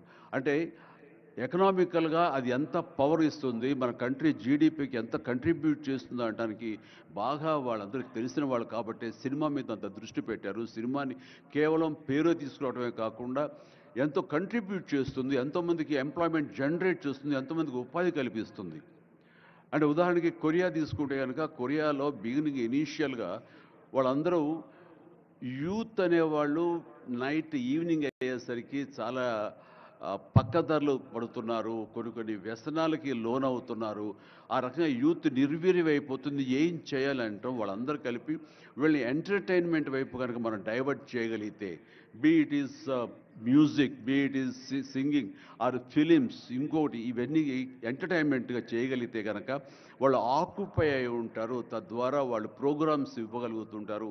వాళ్ళందరూ నిష్ణాతులయ్యి వాళ్ళ ఫ్యామిలీకి వాళ్ళు బాసటగా ఉంటారు. తద్వారా వాళ్ళ నుంచి జనరేట్ అయ్యి ఎంతో కొంత వాళ్ళు క్రైమ్ వైపు వెళ్లకుండా ఉంటారు. ఆ రకంగా క్రైమ్ రేట్ తగ్గించుకోవచ్చు అనే భావంతో కొరియన్ గవర్నమెంట్ స్టార్ట్ చేసింది. కానీ ఈ రోజున ప్రపంచపరంగా Korea K pop, K drama, K music అంటూ కొరియన్ వాళ్ళ ఎకానమీ, వాళ్ళ జీడిపికి ఎంతో కొంత కంట్రిబ్యూట్ చేస్తుంది. ఎన్నో బిలియన్స్ ఆఫ్ డాలర్స్ కంట్రిబ్యూట్ చేస్తుంది ఈ యొక్క సాఫ్ట్ పవర్ మ్యూజిక్ అన్నది. అలాగే జపాన్ కూడా యానిమే అని చెప్పేసి వాళ్ళు కూడా వాళ్ళ సాఫ్ట్వేర్, వాళ్ళ ఎంటర్టైన్మెంట్ సంబంధించి ఈ ఎంటర్టైన్మెంట్ యానిమేటెడ్ ఫిలిమ్స్ కూడా ఎంతో కొంత కంట్రిబ్యూట్ చేస్తుంది. అలాగా మీరు ఈ సినిమా ఇండస్ట్రీ మీద, సినిమా పరిశ్రమ మీద ఆల్ ఇండియా లెవెల్లోనూ ఇంటర్నేషనల్ లెవెల్లోనూ ఇక్కడ కనుక వెల్కమ్ చేయగలిగి వాళ్ళకి కావాల్సిన ఇన్ఫ్రాస్ట్రక్చర్ కనుక మీరు ఇక్కడ ప్రొవైడ్ చేయగలిగితే, చేస్తానికి మీరు ప్రిపేర్ అయి ఉన్నారు, చేయగలిగితే కాదు చేస్తున్నారు. దానికి మా నుంచి పార్టిసిపేషన్ కావాలి. ఉదాహరణకి బట్టి గారు నిన్న అన్నారు, సో మన ముఖ్యమంత్రి గారు మీ అందరికీ కూడాను ఇక్కడ ఏమి కావాలి, ఎలాంటి ఇన్ఫ్రాస్ట్రక్చర్ కావాలి, ఏ రకమైన వసతులు ఏర్పాటు చేయాలి అని చెప్పండి అన్నప్పుడు నాకు వెంటనే స్పాంటైనియస్గా తోచింది, నేను వారితో పార్టిసిపేట్ చేస్తాను. ఇక్కడ స్కిల్ డెవలప్మెంట్ కోసంగా మనకు కొన్ని ఇన్స్టిట్యూషన్స్ పెట్టాలి. అది డ్రైవర్ల దగ్గర నుంచి, మేకప్ మెన్ల దగ్గర నుంచి, కాస్ట్యూమర్స్ దగ్గర నుంచి, ఒక ఎడిటింగ్ దగ్గర నుంచి, సౌండ్ సిస్టమ్ దగ్గర నుంచి, కెమెరామెన్లు, డిఓపీలు అండ్ యాక్టింగ్ సంబంధించిన స్కిల్స్ కానివ్వండి, అలాగే డైరెక్షన్ కానివ్వండి, వాట్ నాట్ ఎన్నో ఈ ఇండస్ట్రీలో ఎన్నో శాఖలు ఉన్నాయి. ఆ శాఖల్లో ఎంతోమంది ఎంతూజియాస్టిక్ కుర్రవాళ్ళు ఉన్నారు. వాళ్ళు చదువు ఒక మాదిరి చదివైనా సరే ఆ చదువు ఏం తెచ్చి పెడుతుంది అనుకుంటే కనుక ఈ రోజున గొప్ప గొప్ప డైరెక్టర్స్ ఉన్నారు. ఈ రోజున ఇంటర్నేషనల్ లెవెల్కి మన సినిమాని తీసుకొస్తున్న డైరెక్టర్ వాళ్ళందరూ డిగ్రీ కూడా చదవలేదు. సో చదువు ఇది ఇంపార్టెంట్ కాదు, మీకున్న ఇంట్రెస్ట్ ఇంపార్టెంట్. ఇచ్చేటువంటి గవర్నమెంట్ ఆఫ్ తెలంగాణ ఈ రోజున మనకి ఇస్తున్న ఈ అవకాశాలను సద్వినియోగంగా పరుచుకుని మీరందరూ కనుక రాగలిగి ముందుకు వచ్చి ఈ యొక్క ఇన్ఫ్రాస్ట్రక్చర్ సంబంధించి వీళ్ళు ఇచ్చిన ఫెసిలిటీస్ని వినియోగించుకుంటూ స్కిల్ డెవలప్మెంట్ ముందు చేసుకోగలిగితే కనుక మీరు ఎక్కడికి వెళ్ళినా సరే, వాళ్ళు ఎంతోమంది వెబ్ సిరీస్ తీస్తున్నారు, అలాగే టీవీ సీరియల్స్ తీస్తున్నారు, సినిమాలు తీస్తున్నారు, పెద్ద సినిమాలు తీస్తున్నారు, చిన్నవి తీస్తున్నారు. అలాగే ఈ రోజున కేవలం స్క్రీన్ మీదే కాకుండా మొబైల్కి సంబంధించినటువంటి సినిమాలు కూడా చాలామంది తీయటానికి సమాయత్తం అవుతున్నారు. ఇది ఫ్లిప్ అని ఇంటర్నేషనల్గా వస్తుంది. ఇప్పుడే మహేంద్ర గారు నాతో మాట్లాడుతూ ఈ వర్టికల్ సంబంధించిన ఫిలిమ్స్ 3 మినిట్స్ నిడివి లేకపోతే 10 మినిట్స్ మ్యాక్సిమం 10 మినిట్స్ నిడివి ఉన్నటువంటి సినిమాలు మనం చేయగలిగితే అది ప్రతి వాళ్ళ చేతుల్లో ఉండి అది వాళ్ళందరూ ఎంటర్టైన్ చేయగలుగుతుంది. దానివల్ల ఎంతో ఎకానమీ మనం డెవలప్ చేయొచ్చు, ఎంతోమందికి ఉద్యోగ అవకాశాలు ఇవ్వచ్చు. నేను దాన్ని ఇనిషియేట్ చేస్తానంటూ మహేంద్ర గారు చెప్తూ వచ్చారు. సో ఇవన్నీ కూడా ఇది సాదాసీదాటువంటి కాదు. సినిమా ఏదో ఆడుతుంది, 2 రోజులు డబ్బులు తెచ్చి పెడుతుంది, వాళ్ళు ఏదో మిగుల్చుకుంటారు కోట్లు అంటే తేలిగ్గా చూడదు. దీని వెనకాల చూస్తే కనుక లక్షలాది మంది యూత్ ఈ అవకాశం సద్వినియోగపరుచుకుని అభివృద్ధిలోకి రావచ్చు, పేరు ప్రఖ్యాతులు సంపాదించవచ్చు. తద్వారా ఇన్ రిటర్న్ మీరు కూడా ఈ కంట్రీకి, మన తెలంగాణకి మీరు ఎంతో కొంత ఎకనామికల్గా మన గ్రోత్ అవడానికి ఆర్థికంగా కూడా మీ సపోర్టు లభిస్తుంది. It's mutually reciprocal. కాబట్టి ఈ రోజున ఇక్కడ స్టూడియోకి స్థలాలు ఇస్తామంటున్నారు. స్కిల్ డెవలప్మెంట్కి కావాల్సిన క్లాసెస్ కావాల్సిన ఫ్యాకల్టీస్ కనుక అధ్యాపకులు మనం తెచ్చుకుంటే వాళ్ళ ద్వారా ఎంతోమంది ట్రైనింగ్ ఇచ్చిన వాళ్ళం అవుతాము. ఇది సద్వినియోగపరచుకోండి. దీని మీద మన ఇండస్ట్రీలో పెద్దలు కూడా సీరియస్గా ఆలోచించండి. దీని మీద నేనైతే సీరియస్గా తీసుకున్నాను. వారితో అదే అన్నాను, మీరు ఒక సెమినార్ లాంటిదో లేకపోతే చిన్న క్లోజ్డ్గా మీరందరూ నాకు ఇన్వైట్ చేయగలిగితే కనుక ఇలాంటివి ఏమైనా సదస్సులు మాకు చిన్న ఎత్తులో సినిమాకు సంబంధించి మీరు చేయగలిగితే కనుక మేమందరూ దీన్ని మరింత ముందుకు తీసుకువెళ్ళి మీ కళ ఏదైతే ఉందో, మీ బ్రెయిన్ చైల్డ్ ఏదైతే ఉందో దాన్ని ముందుకు తీసుకెళ్ళి ప్రపంచం మొత్తం ఎంటర్టైన్మెంట్ రంగానికి సంబంధించి ఈ తెలంగాణ వైపు, ఈ హైదరాబాద్ వైపు మనం చూసేలాగా చేస్తామన్న ధైర్యం నాకు ఉంది. భరోసా ఇస్తున్నాను. నా వంతు కృషి నేను చేస్తాను. నా ఈ అవకాశం ఇచ్చేందుకు ధన్యవాదాలు మా ముఖ్యమంత్రి గారికి, అలాగే ప్రతి ఒక్కరికి నా హృదయపూర్వక ధన్యవాదాలు మరొకసారి తెలియజేస్తున్నాను, ముగిస్తున్నాను. జై తెలంగాణ, జై హింద్. ధన్యవాదాలు సార్. మీరు మా చెవులకు పట్టిన తుప్పును వదిలించారు తెలుగులో మాట్లాడి. ఇప్పుడు శ్రీ సుమన్ బెర్రీ గారు, Shri vice chairman NITI Aayog. I request sir to kindly address the gathering. Niti Aayog has helped us in drafting this document. Their team has guided us, sir. So now I request you to kindly address us, sir.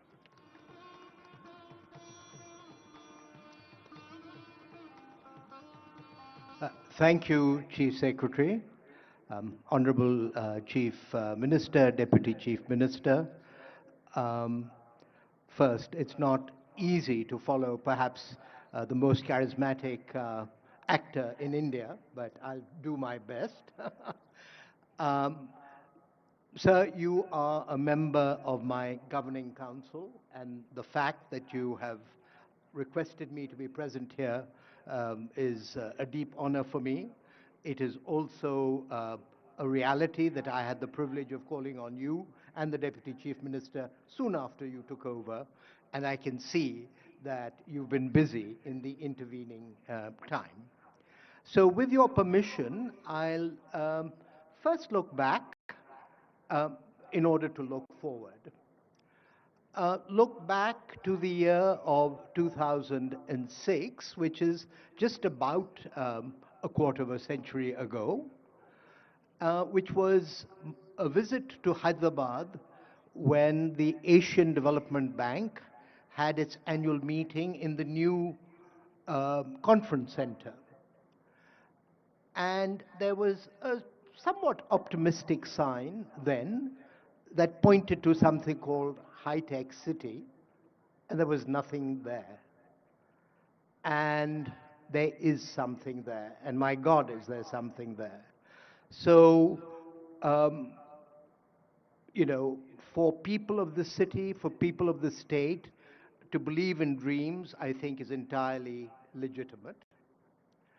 But it is also, 2006, there was another annual meeting that took place, the annual meeting of the World Bank and IMF in Singapore, where indeed Raghuram Rajan, who've addressed us this evening, had just recently joined as the chief economist of the IMF.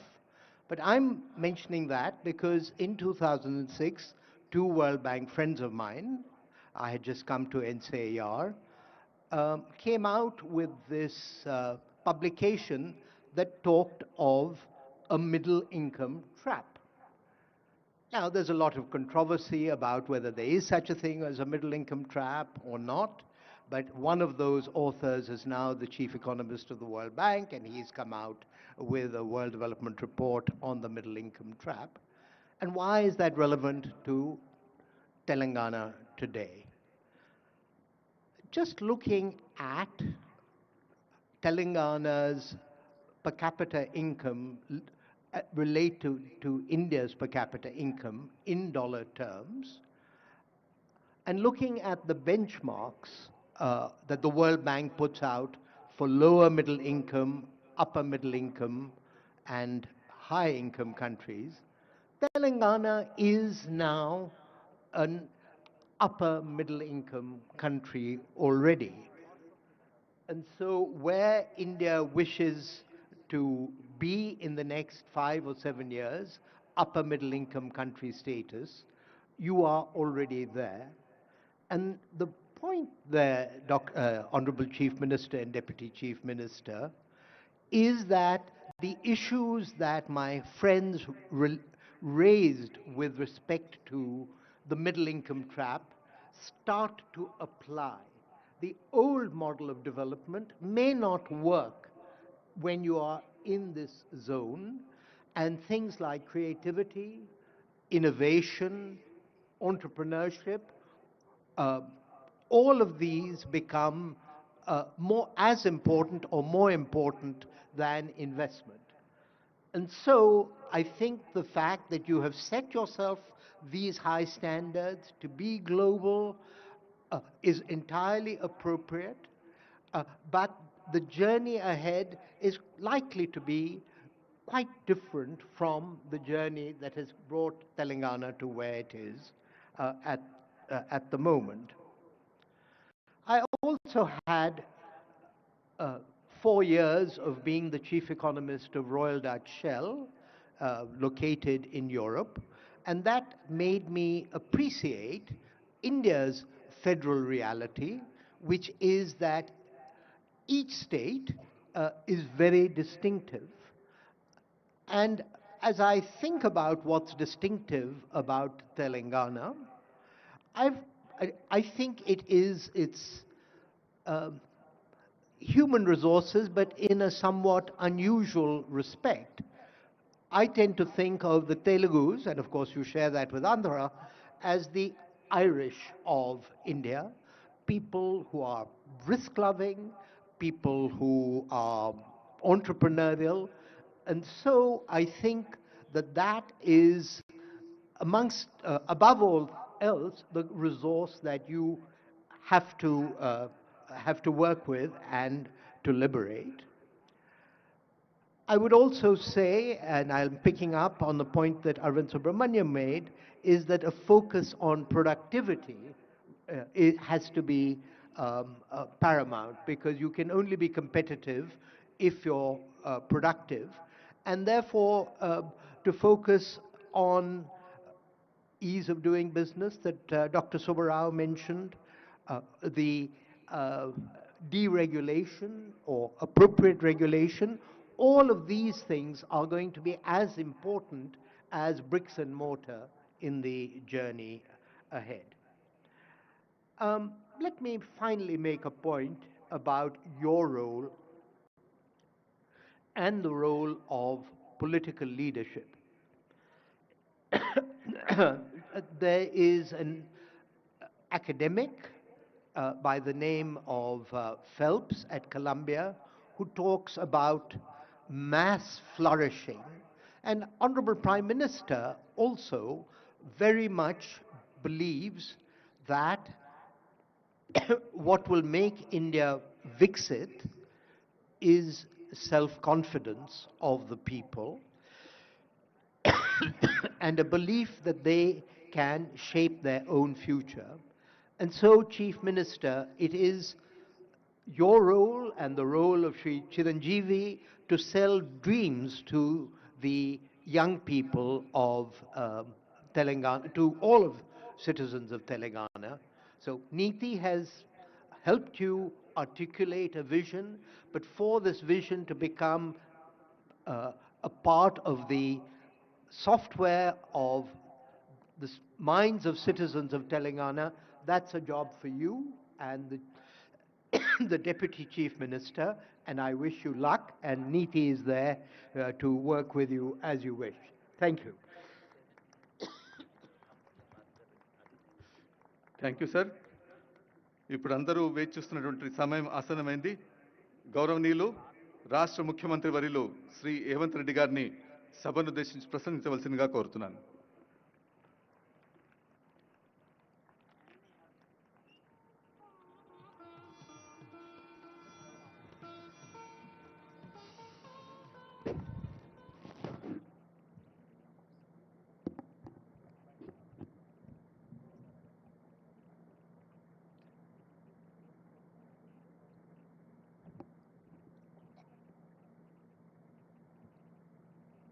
Telangana Rising 2047 Vision Document Telangana జాతికి అంకితం చేయాలన్న కార్యక్రమానికి ముఖ్య అతిథులుగా విచ్చేసిన Suman Berry, NITI Aayog vice chairman, Anand Mahendra, corporate దిగ్గజం కార్తిక్ మురళీధరన్, దువ్వూరి సుబ్బారావు గారు, అరవింద్ సుబ్రహ్మణ్యం గారు, మిత్రులు పద్మభూషణ్ చిరంజీవి గారు, ఉప ముఖ్యమంత్రి వర్యులు మిత్రులు బట్టి విక్రమార్క గారు, సహచార మంత్రివర్గ సభ్యులు టోనీ బ్లేయర్, శంతను నారాయణ్, ప్రేమ్జీ వాత్సవ్, ఇతర పెద్దలందరూ తెలంగాణ రాష్ట్ర ప్రభుత్వం సంకల్పించిన విజన్ డాక్యుమెంట్లో మనల్ని ఎండార్స్ చేయడానికి, మన సంకల్పంలో భాగస్వామ్యం తీసుకోవడానికి విచ్చేసినందుకు 4 కోట్ల తెలంగాణ ప్రజల తరఫున వారికి మనస్ఫూర్తిగా అభినందనలు, కృతజ్ఞతలు తెలియజేస్తున్నాను. ఇందులో భాగంగానే ISB, NITI Aayog, government of India officials, state government officials, Telangana ప్రజల నుంచి కూడా ఈ పాలసీ డాక్యుమెంట్లో సూచనలు ఇవ్వమంటే ఆన్లైన్లో దాదాపుగా 4 లక్షల మంది పాల్గొని వారి యొక్క సూచనల్ని, సలహాలను తెలంగాణ రాష్ట్ర ప్రభుత్వానికి ఇవ్వడం జరిగింది. ఈ సందర్భంగా తెలంగాణ రాష్ట్రానికి, ఈ ప్రాంత మట్టికి ఒక గొప్ప చైతన్యం ఉన్నది. ఆ చైతన్యము ఒకనాడు జల్ జమీన్ జంగల్ కొమరం భీముడు ఆనాడు పోరాటం చేస్తే, ఆ తర్వాత సాయుధ రైతాంగ పోరాటంలో భూమి కోసం, భుక్తి కోసం, విముక్తి కోసం, ఈ ప్రాంతం కోసం, ప్రజల కోసం, పేదరిక నిర్మూలన కోసం, ఈ భూమి మీద ఆధిపత్యం సాధించాలనుకున్న వాళ్ళకు వ్యతిరేకంగా వేలాది మంది పోరాటాలు చేసి నేల కొరిగిన చరిత్ర ఈ తెలంగాణ ప్రాంతానికి ఉన్నది. ఆ స్ఫూర్తితోనే తెలంగాణ రాష్ట్ర ఏర్పాటు ప్రక్రియను శ్రీమతి సోనియా గాంధీ గారు, శ్రీ మన్మోహన్ సింగ్ గారు మన ఆకాంక్షల్ని నెరవేర్చిన, ప్రపంచంలోనే ఉన్నతంగా అభివృద్ధి సాధించగలిగిన శక్తి సామర్థ్యాలు మనకున్న, ఆశించినంత స్థాయిలో ప్రణాళికబద్ధమైన అభివృద్ధి జరగకపోవడం వల్ల ఈనాడు ప్రజలు ఆశిస్తున్న స్వేచ్ఛ, సామాజిక న్యాయం, సమానమైన అవకాశాల కోసం ఈ ప్రాంతం ఎదురు చూస్తున్నది. అందుకే ఈనాడు 4 కోట్ల తెలంగాణ ప్రజల యొక్క ఆకాంక్ష స్వేచ్ఛను, సామాజిక న్యాయాన్ని, సమానమైన అవకాశాలను అందించాలి అని తెలంగాణ రైజింగ్ 2047 విజన్ డాక్యుమెంట్ని ఈరోజు తెలంగాణ రాష్ట్ర ప్రభుత్వం తీసుకురావడం జరిగింది. 2047కు ఉన్న ప్రాధాన్యత, ఈ దేశానికి స్వతంత్రం వచ్చి 100 సంవత్సరాల విజయోత్సవాన్ని మనం నిర్వహించుకోబోతున్నాం. మరి ఆనాటికి మన దేశం ప్రపంచంలోనే ఒక గొప్ప బలమైన ఆర్థిక దేశంగా, ప్రపంచంలోనే 4వ ఆర్థిక అభివృద్ధి చెందిన దేశంగా అవతరించాలని భావిస్తున్నది. దానికి దేశ ప్రధానమంత్రి నరేంద్ర మోడీ గారు $30 ట్రిలియన్ ఎకానమీని టార్గెట్గా పెట్టుకొని వికసిత్ భారత్ కార్యక్రమాన్ని తీసుకొని ముందుకు వెళ్తున్నారు. ఆ కార్యక్రమంలో తెలంగాణ రాష్ట్రం ముందు భాగాన నిలబడి తెలంగాణ రైజింగ్ 2047కి $3 ట్రిలియన్ ఎకానమీగా అవతరించాలని, ఈనాడు దేశ జనాభాలో మనం 2.9% ఉంటే మనం 5% ఎకానమీని జీడిపిని కంట్రిబ్యూట్ చేస్తున్నాం. సో ఈనాడు మన ప్రణాళికల వల్ల, మన విజన్ డాక్యుమెంట్ వల్ల, మన భవిష్యత్ అభివృద్ధి కార్యక్రమాల వల్ల $3 ట్రిలియన్ ఎకానమీ 10% ఆఫ్ జీడిపిగా అవతరించాలని ఒక లక్ష్యంగా పెట్టుకొని మనం ముందుకు వెళ్తున్నాం. అందుకే ఈనాడు ఈ ఆలోచనను 4 గోడల మధ్యలో నలుగురం కూర్చొని మాట్లాడుకొని చర్చించుకొని తయారు చేసిన ఒక కాగితం కాదు.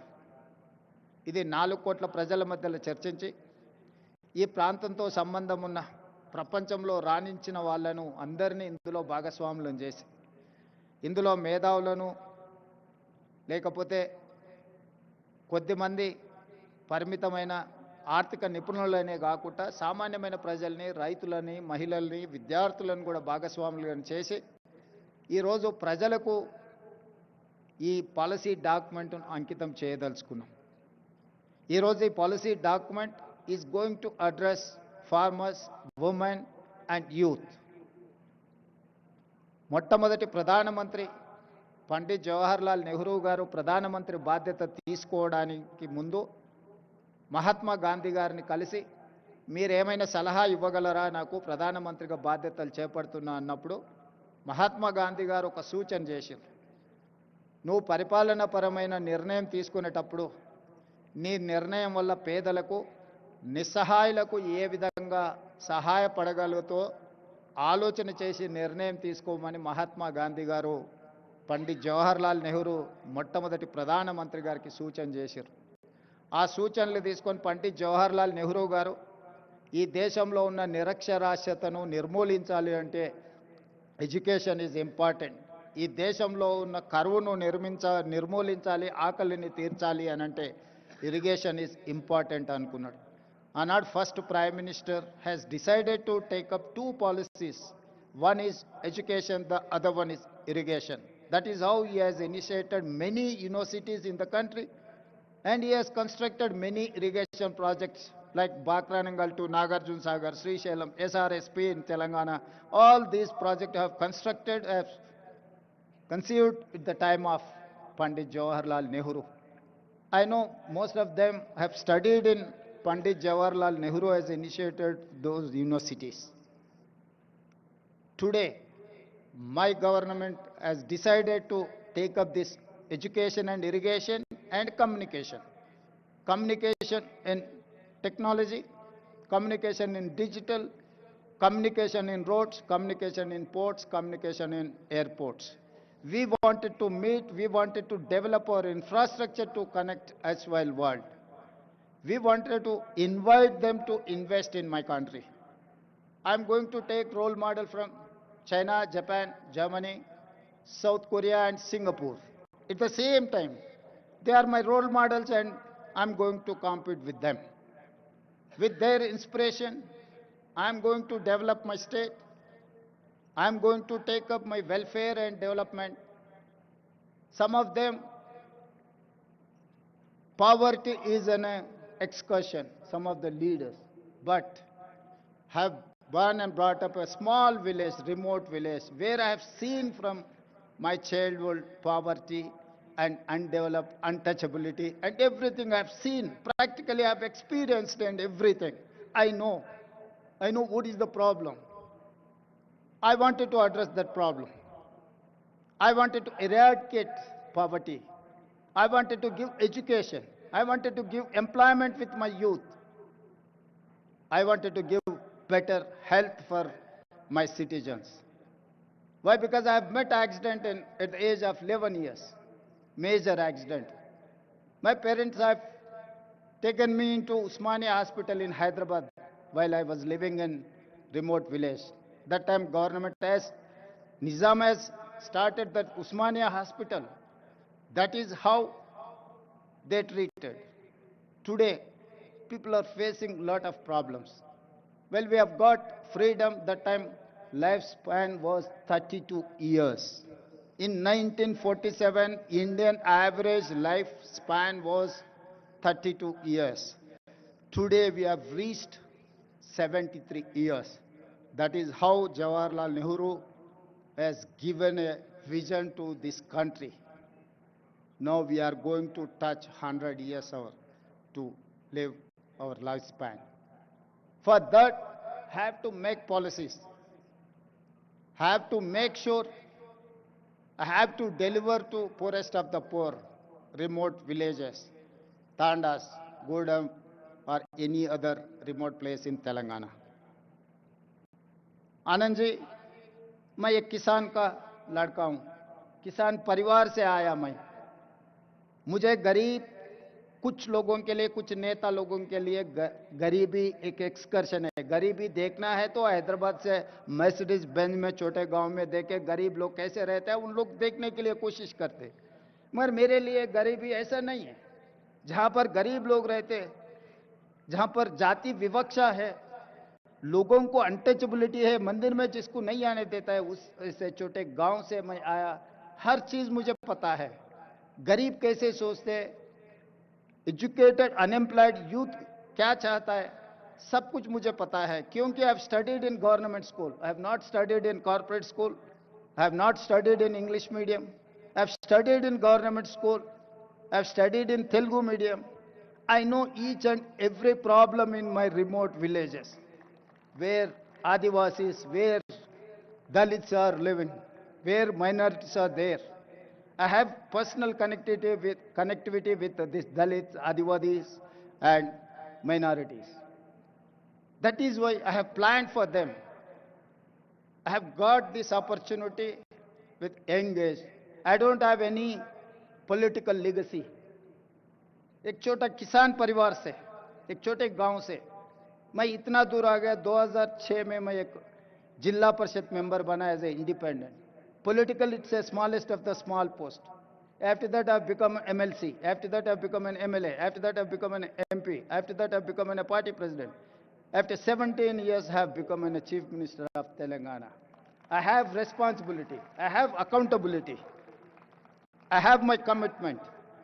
I have to do justice for poorest of the poor. This is what my commitment, this is what my document, my policy document, this is what my agreement with my people. So that is why I have asked everyone to support, to give their inputs in my policy document. Lots of people who are experts, they have contributed like anything. I wanted to thank everyone.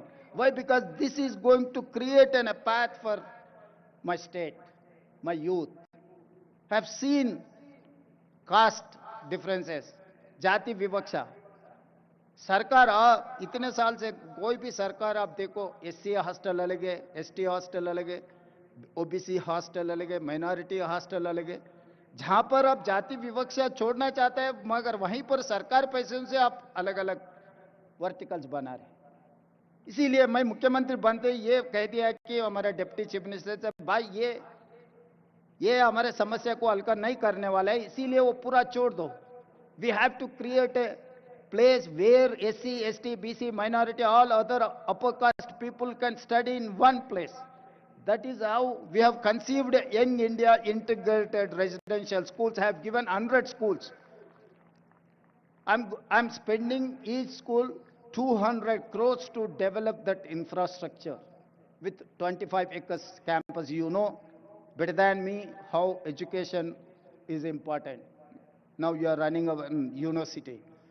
तो हम लोग ये सोचकर 25 एकड़ 200 करोड़ रुपए 20,000 crores I'm spending for build infrastructure to inclusiveness. SC, ST, BC, minority, all other upper caste people are going to study in one place. कि ये जाति विवक्षा हम दूर करना है तो सब लोग मिलजुल के एक जगह में पढ़े तो ये समस्या हल्का हो जाएंगे। मगर हर बार सरकार ने SC हॉस्टल अलग, ST हॉस्टल अलग, OBC माइनॉरिटी अलग अलग बनाए, तो जब तक आप ये सिस्टम से सरकार चलाएंगे आप दूर नहीं कर सकते। इसीलिए मैं सोचकर ये कह दिया कि भाई सब एक जगह में आना, हर असेंबली कॉन्स्टिट्यूंसी में एक रोल मॉडल बना दो। इस देश के लिए आगे ये रोल मॉडल बनने वाला है। लोग बोलेंगे कि भाई वेलफेयर में आप स्पेंड मत करो। वेलफेयर में हम स्पेंड करना जब लेवल प्लेइंग फील्ड इक्वल आए तक हम देना जरूरी है, हमारा अकाउंटेबिलिटी है। तो इसीलिए I am spending lots of money in education. This is not welfare. This is not expenditure for me. This is investment my future. I'm going to invest on my future. They are going to build like anything. They are going to make my Telangana #1 in India. My people are going to compete with South Korea, Japan or Germany. And second thing, after education, he has initiated Jawaharlal Nehru ji, Sonia Gandhi ji, she has given right to education act. Today education is there, but I can say authentically from this dais, there is no quality in our education. There is no skill in our education system. That is why I have initiated Young India Integrated School. That is why I have initiated Young India Skills University headed by Anand Mahendra. Anand Mahendra is my Skills University chairperson. Proudly I can say Anand Mahendra is heading Telangana Young India Integrated, Young India Skills University. And also I have initiated Young India Sports University. We have 140 crore population. Unfortunately, or I'm sorry to say, we have not getting single gold medal in Olympics. So that is why I've initiated Young India Sports University to get gold medals in Olympics. So all these plans for my poorest of the poor they have confidence, they have given opportunity to work as a Chief Minister of Telangana at the young age. So that is why my plans for my poorest of the poor people. जिसने नेहरू जी को, जो महात्मा गांधी जी ने ये कहा, जब आप कुछ policy बनाने वाले गरीब और जो जिनको समाज में कुछ नहीं मिल रहा है उन लोगों के भला के लिए जो पॉलिसी बनाना है, आप याद करो, डिसीजन लो। आज मैं वही हमारा पॉलिसी डॉक्यूमेंट में मैं इतना ही सोचा, अगर ये पॉलिसी डॉक्यूमेंट आगे ये जाति विवक्षा दूर करने के लिए, गरीबी हटाने के लिए, इन लोगों को एजुकेशन, हेल्थ एंड एम्प्लॉयमेंट देने के लिए ये पॉलिसी आगे काम पे आ जाएंगे।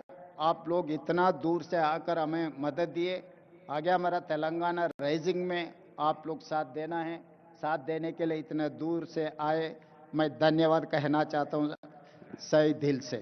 धन्यवाद।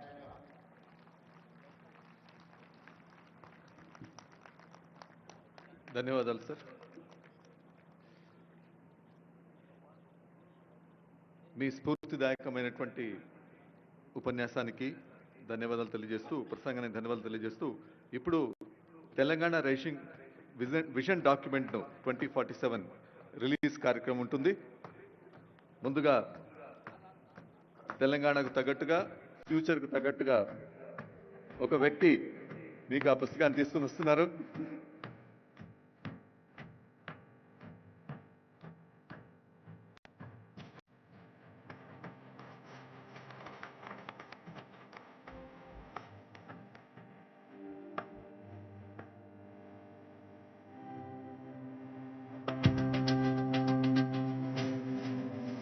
ఆ నడకలో ఒక లెక్క ఉంది, ఆ నడకలో ఒక లెక్క ఉంది. అదిగో ఇందాకే ఆనరబుల్ సీఎం గారు చెప్పినట్టు మన సాంకేతిక ప్రతిభకు, నైపుణ్యాన్ని మెరుగుపెట్టే తెలంగాణ యువతకు ఆనందాన్ని ఇచ్చే దృశ్యం మీ అందరికీ తెలుసు. కళాకారులు, రసజ్ఞులు పెద్దలే కాదు, రోబోలు కూడా చప్పట్లు కొడితే మళ్ళీ మీకు వచ్చి థ్యాంక్స్ చెప్తాయి, షేక్ హ్యాండ్ కూడా ఇస్తాయి. బహుశా 2 రోజులుగా మీరు చూస్తున్నారు, రోబో కూడా మిమ్మల్ని ఆహ్వానిస్తోంది. అభినందిస్తోంది ఈ ప్రాంగణంలో. So thanks to the kudos to the technology.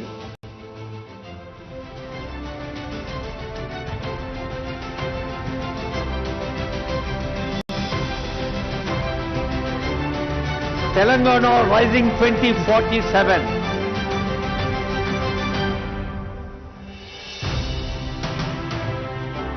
ఇది ఉత్తేజంతో, సమాజం పట్ల ప్రేమతో, భవిష్యత్తు పట్ల విశ్వాసంతో చేస్తున్న ప్రకటన మాత్రమే కాదు, నా తెలంగాణను నాటి కవి చెప్పిన కోటి రతనాల వీణగా ప్రపంచంలోనే ముందుంచేందుకు చేస్తున్న ప్రతిజ్ఞ అన్నారు ఆనరబుల్ సీఎం గారు, ఆనరబుల్ డిప్యూటీ సీఎం గారు అనేక వేదికలపై.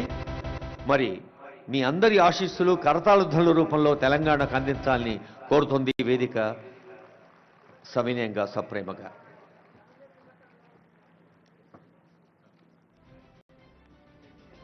Yeah. Now felicitation to the honorable guests. Okay. Felicitation.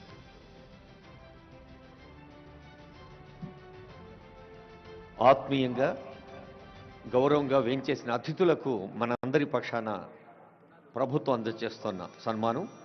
ముందుగా గౌరవనీయ ముఖ్యమంత్రి గారిని శ్రీ ఆనంద్ మహేంద్ర గారికి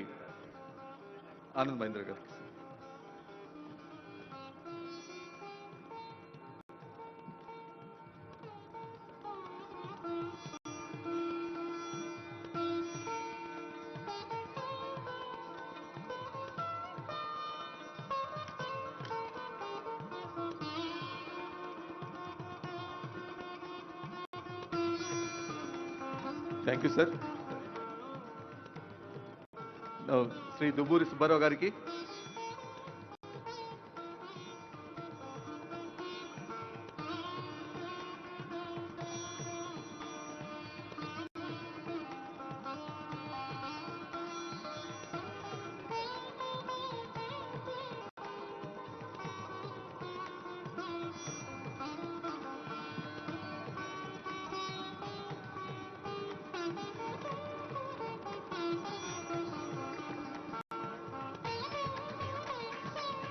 ప్రొఫెసర్ కార్తీక్ మురళీధరన్ గారికి,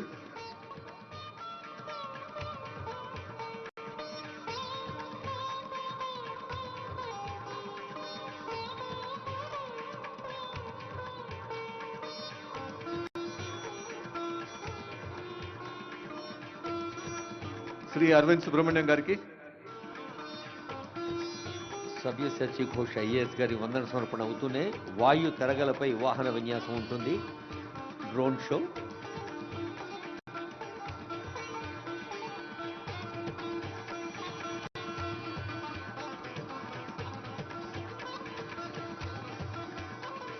శ్రీ సుమన్ బెర్రీ గారికి,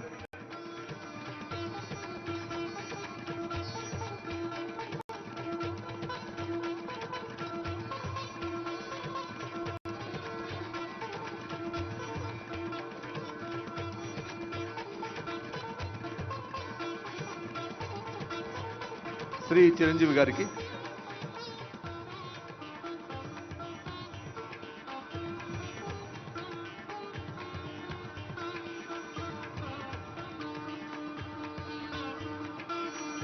టాలీవుడ్ మనదే, కోలీవుడ్ మనదే, బాలీవుడ్ మనదే, హాలీవుడ్ మనది కావాలన్న పిలిపించిన చిరంజీవి గారికి ప్రత్యేక ధన్యవాదాలు. ఇప్పుడు వందన సమర్పణ శ్రీ సవ్యసాచి ఘోష్ గారు. Shri Savyasachi Ghosh IAS vote of thanks చెప్తారు.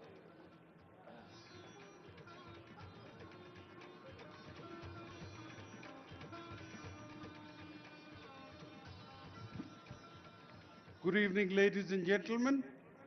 It's indeed my pride, pleasure, and honor to propose a vote of thanks on this momentous occasion where the new, nascent, and young state of Telangana has unveiled its document 2047 for the world, for the state, and for the universe to acknowledge and appreciate. On this momentous occasion, when the new paradigm, the new model of development as conceived and developed by our Honorable Chief Minister Sri Revanth Reddy Garu of CURE, pure and rare, will usher in an era where development will find a new meaning. I take this occasion to thank Sri Anand Mahindra, Sri Raghuram Rajan Garu, Sri Suman Berry, Sri Duvuri Subbarao, Sri Bhatti Vikramarkalu Garu, Sri Shantanu Narayan, Sri Prem Vatsa, Professor Karthik Murlidharan, Professor Arvind Subramaniam, Mr. Tony Blair, and our Honorable Chief Minister. I take this occasion to thank the Honorable Ministers, the Honorable Advisors, the Honorable MLAs, the Honorable MNCs, and the chairpersons of corporations, the members of media, the delegates, the participants, and the government officials, and colleagues of mine, and the event organizers who have made this event a grand success. I wish you a very good evening and a very sumptuous dinner for the evening. Thank you so much. Shri Savyasachi Ghosh IAS గారికి హృదయపూర్వక ధన్యవాదాలతో ఇప్పుడు ఆసక్తిగా ఎదురు చూస్తున్న drone show. Pilot లేకుండానే బుల్లి విమానాలు ఎగురుతాయి. వాయు తరంగాలపై వాహనాలు వివిధ దృశ్యాల్ని చిత్రీకరిస్తాయి. Remote in hand, promote in air, drone show. మీరంతా తింటూ మాటలు వింటూ ఆ డ్రోన్ షో దృశ్యాలు కంటూ ఎంజాయ్ చేయండి. Thank you. Good evening, esteemed guests, world leaders, innovators, and friends of Telangana. You stand at the confluence of global aspiration and technological mastery. Tonight, the sky above Hyderabad transforms into a canvas brought to life by a fleet of 3,000 drones. This is the Telangana Rising Global Summit 2025, and this display is a dynamic blueprint for the next 2 decades of growth. This is the rise of a new India, the rise of a new global powerhouse. And by 2047, marking a century of Indian independence, our arrow points skyward, signaling the accelerated climb to a colossal $3 trillion economy. This is the scale of the Telangana Rising Vision. మనోళ్ళందరికీ నమస్తే, శనార్థి రామ్ రామ్ సలాం. తెలంగాణ నాడు నేడు కోటి రతనాల వీణ, global సమ్మిట్తో కోటి అవకాశాల ఖజానా. మన సంకల్పాన్ని, మనోసంకల్పాన్ని సఫలం చేయమని తెలంగాణ తల్లిని ప్రార్థిద్దాం. కొత్త దారులను సద్వినియోగం చేసుకుందాం. Our strategic growth is anchored by a 3-zone policy structured by world-class infrastructure.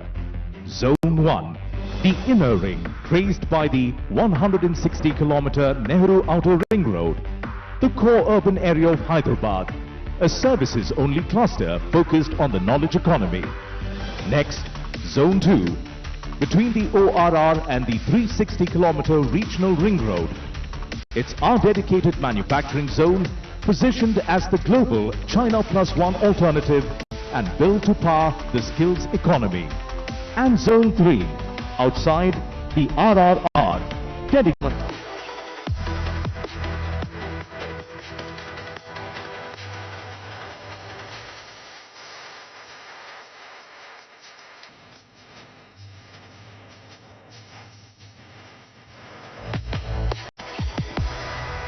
Game Changer 2, the River Musi Rejuvenation. We are a dry, withered riverbed. Watch us transform as water returns, life blooms, and the lights along the riverfront come alive. The entire environment transforms into a vibrant 24/7 living arena, pioneering the night economy. From a neglected stretch of land to a world-class riverfront that powers life, recreation, and community living. తలాబ్కే నీళ్లుంటే దప్పెందుకైతది, ఉన్న నీళ్లు వాడుకుంటే తప్పెందుకైతది. సాగునీరు తాగునీరు అందరికీ తెలిసిందే. ఇప్పుడు మూసి పునరుజ్జీవనంతో ఇటు ఆరోగ్యం, అటు ఆనందం, పర్యాటకం, పర్యావరణం.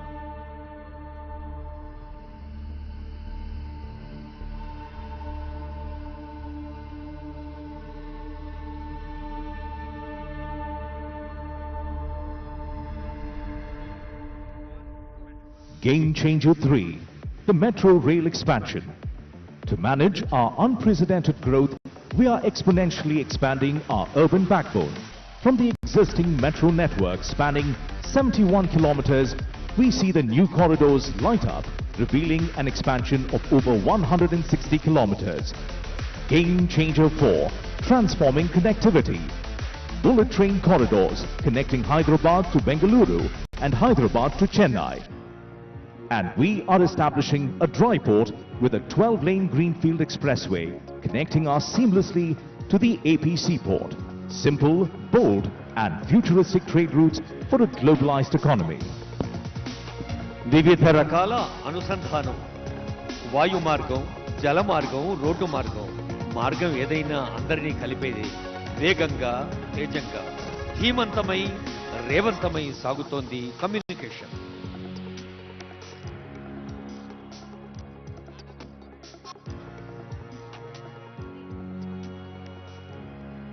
Game Changer 5, solidifying the manufacturing zone between the ORR and RRR as the world's trusted China Plus One alternative.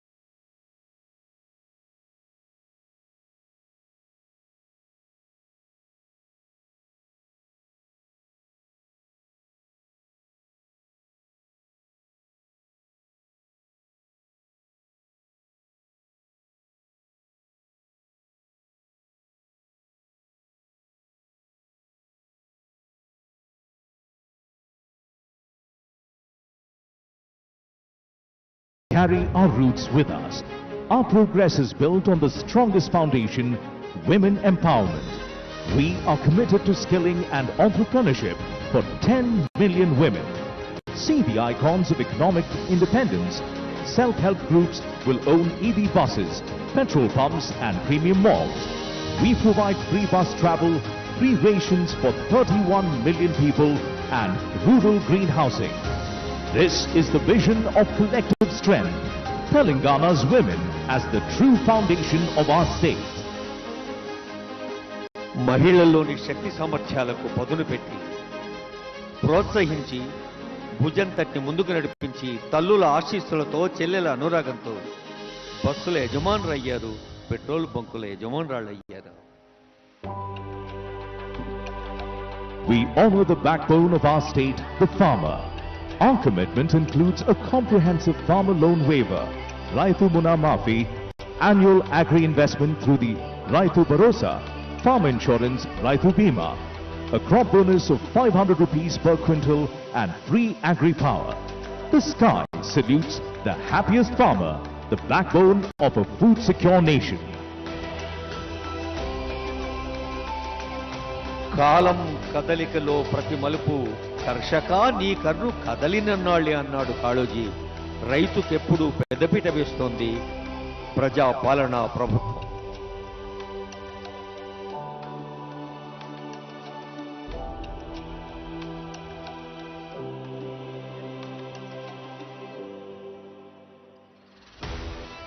The future belongs to the youth. We are investing in tomorrow's leaders with the Young India Skills University, the Young India Sports University and Young India Integrated Residential Schools.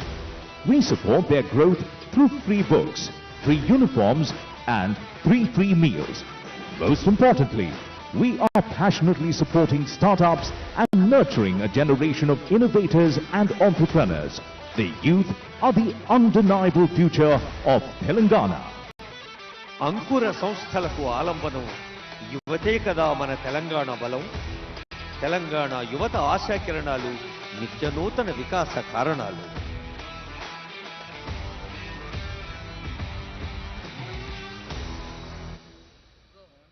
Telangana is an investment-ready, future-focused and innovation-driven state. The summit functions as a nation branding exercise where economic ambition, cultural confidence and technological leadership come together in a single narrative.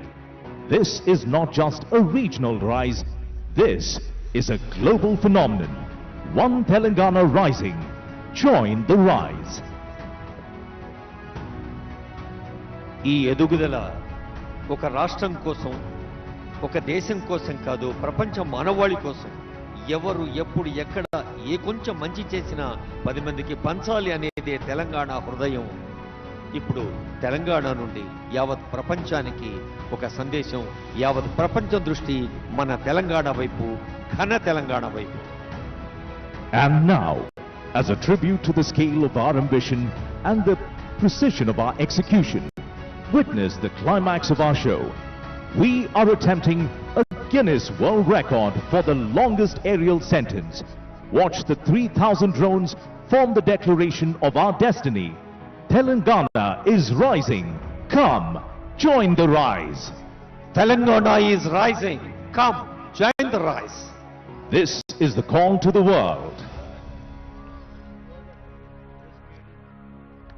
వేయి చుక్కల వెలుగు ఆకాశంలో పారింది, Telangana ఆనందపు అలుగై వెలుగెత్తింది.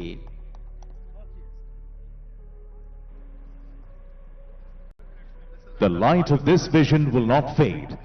The promise of this summit is clear. Telangana is a land of stability, opportunity and unstoppable growth. We look forward to your partnership in making this vision a reality. Thank you, and may the spirit of Telangana rising illuminate the future. Your present shapes tomorrow. Together, we create what's next. One Telangana, one promise. Come, join the rise. ఈ వెలుగు కిరణాలు సహృదయ చైతన్య కారణాలు.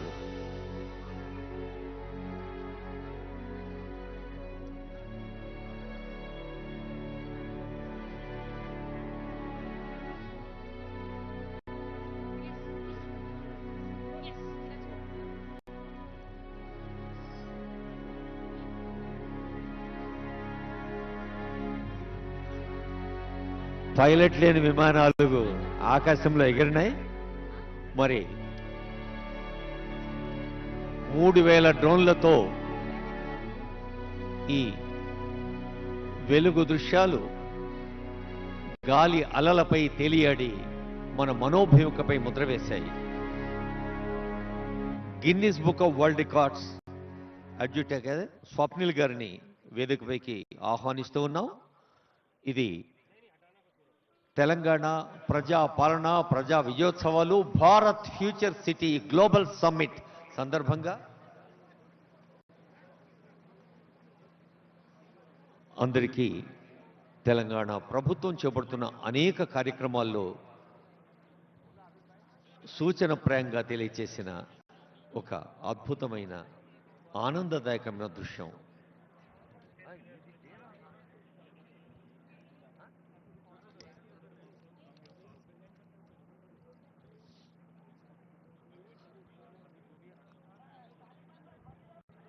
స్ఫూర్తివంతమైన సందేశాలతో సభా కార్యక్రమం అద్భుతంగా నడిచింది. Drone show కూడా ఆస్వాదించారు. ఇప్పుడు కళాకృష్ణ గారి పేరిణి నృత్యం, ప్రమోద్ రెడ్డి గారి ఫ్యూజన్ డ్యాన్స్, ఆ తర్వాత జయలక్ష్మి గారి వీణావాద్యం, ఇంకా జయవంత్ నాయుడు గారి ఫ్యూజన్ మ్యూజిక్, ఇలాంటి సాంస్కృతిక కార్యక్రమాలు కూడా మిమ్మల్ని అలరిస్తాయి.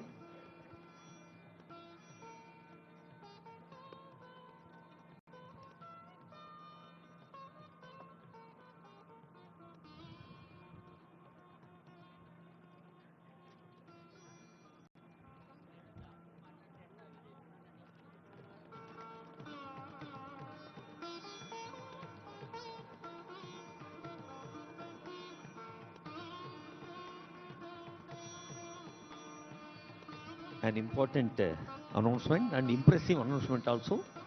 రేపటి నుండి విద్యార్థులు, యువతీ యువకులు, ప్రజలందరూ వేంచేసి ఈ గ్లోబల్ సమ్మిట్ సందర్భంగా ఉన్న స్టాల్స్ని ఇంకా అన్నిటిని కూడా వీక్షించవచ్చు. రేపటి నుంచి అందరికీ వెల్కమ్ చెబుతోంది ఈ గ్లోబల్ సమ్మిట్ వెన్యూ.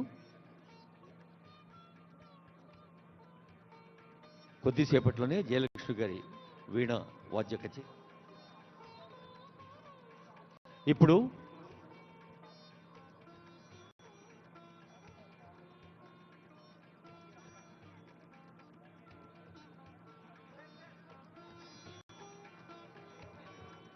మీ అందరి కరతాళధ్వనుల మధ్య ఐ రిక్వెస్ట్ ఆనరబుల్ సీఎం గారు, ఆనరబుల్ డిప్యూటీ సీఎం గారు ఆన్ టు ద డయాస్.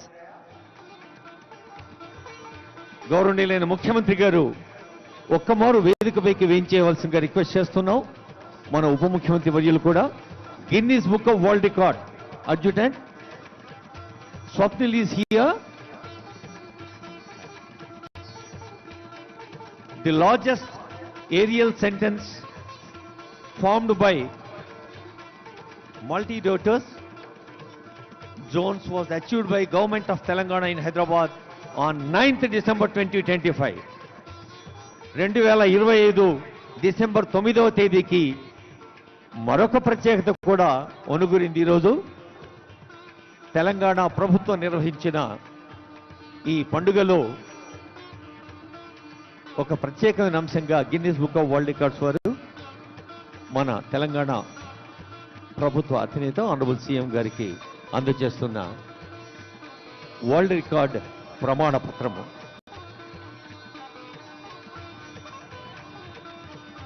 బహుశా అందరి చేతుల్లో ప్లేట్లోనేమో చప్పట్లు కొడుతులేరు. సో ఇప్పటిదాకా విన్నారు, తిన్నారు. అదే ఆనందాన్ని పంచుకోండి అందరూ కలిసి.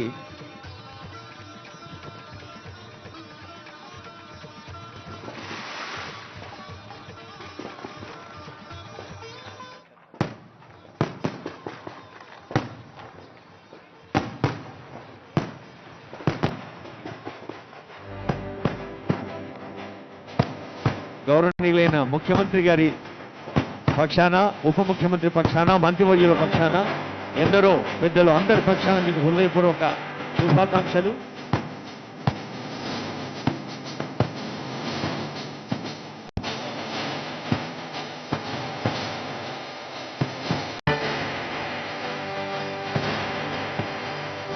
జయలక్ష్మి గారి వీణా వాద్యం. జయలక్ష్మి టీమ్ వీణా కాన్సర్.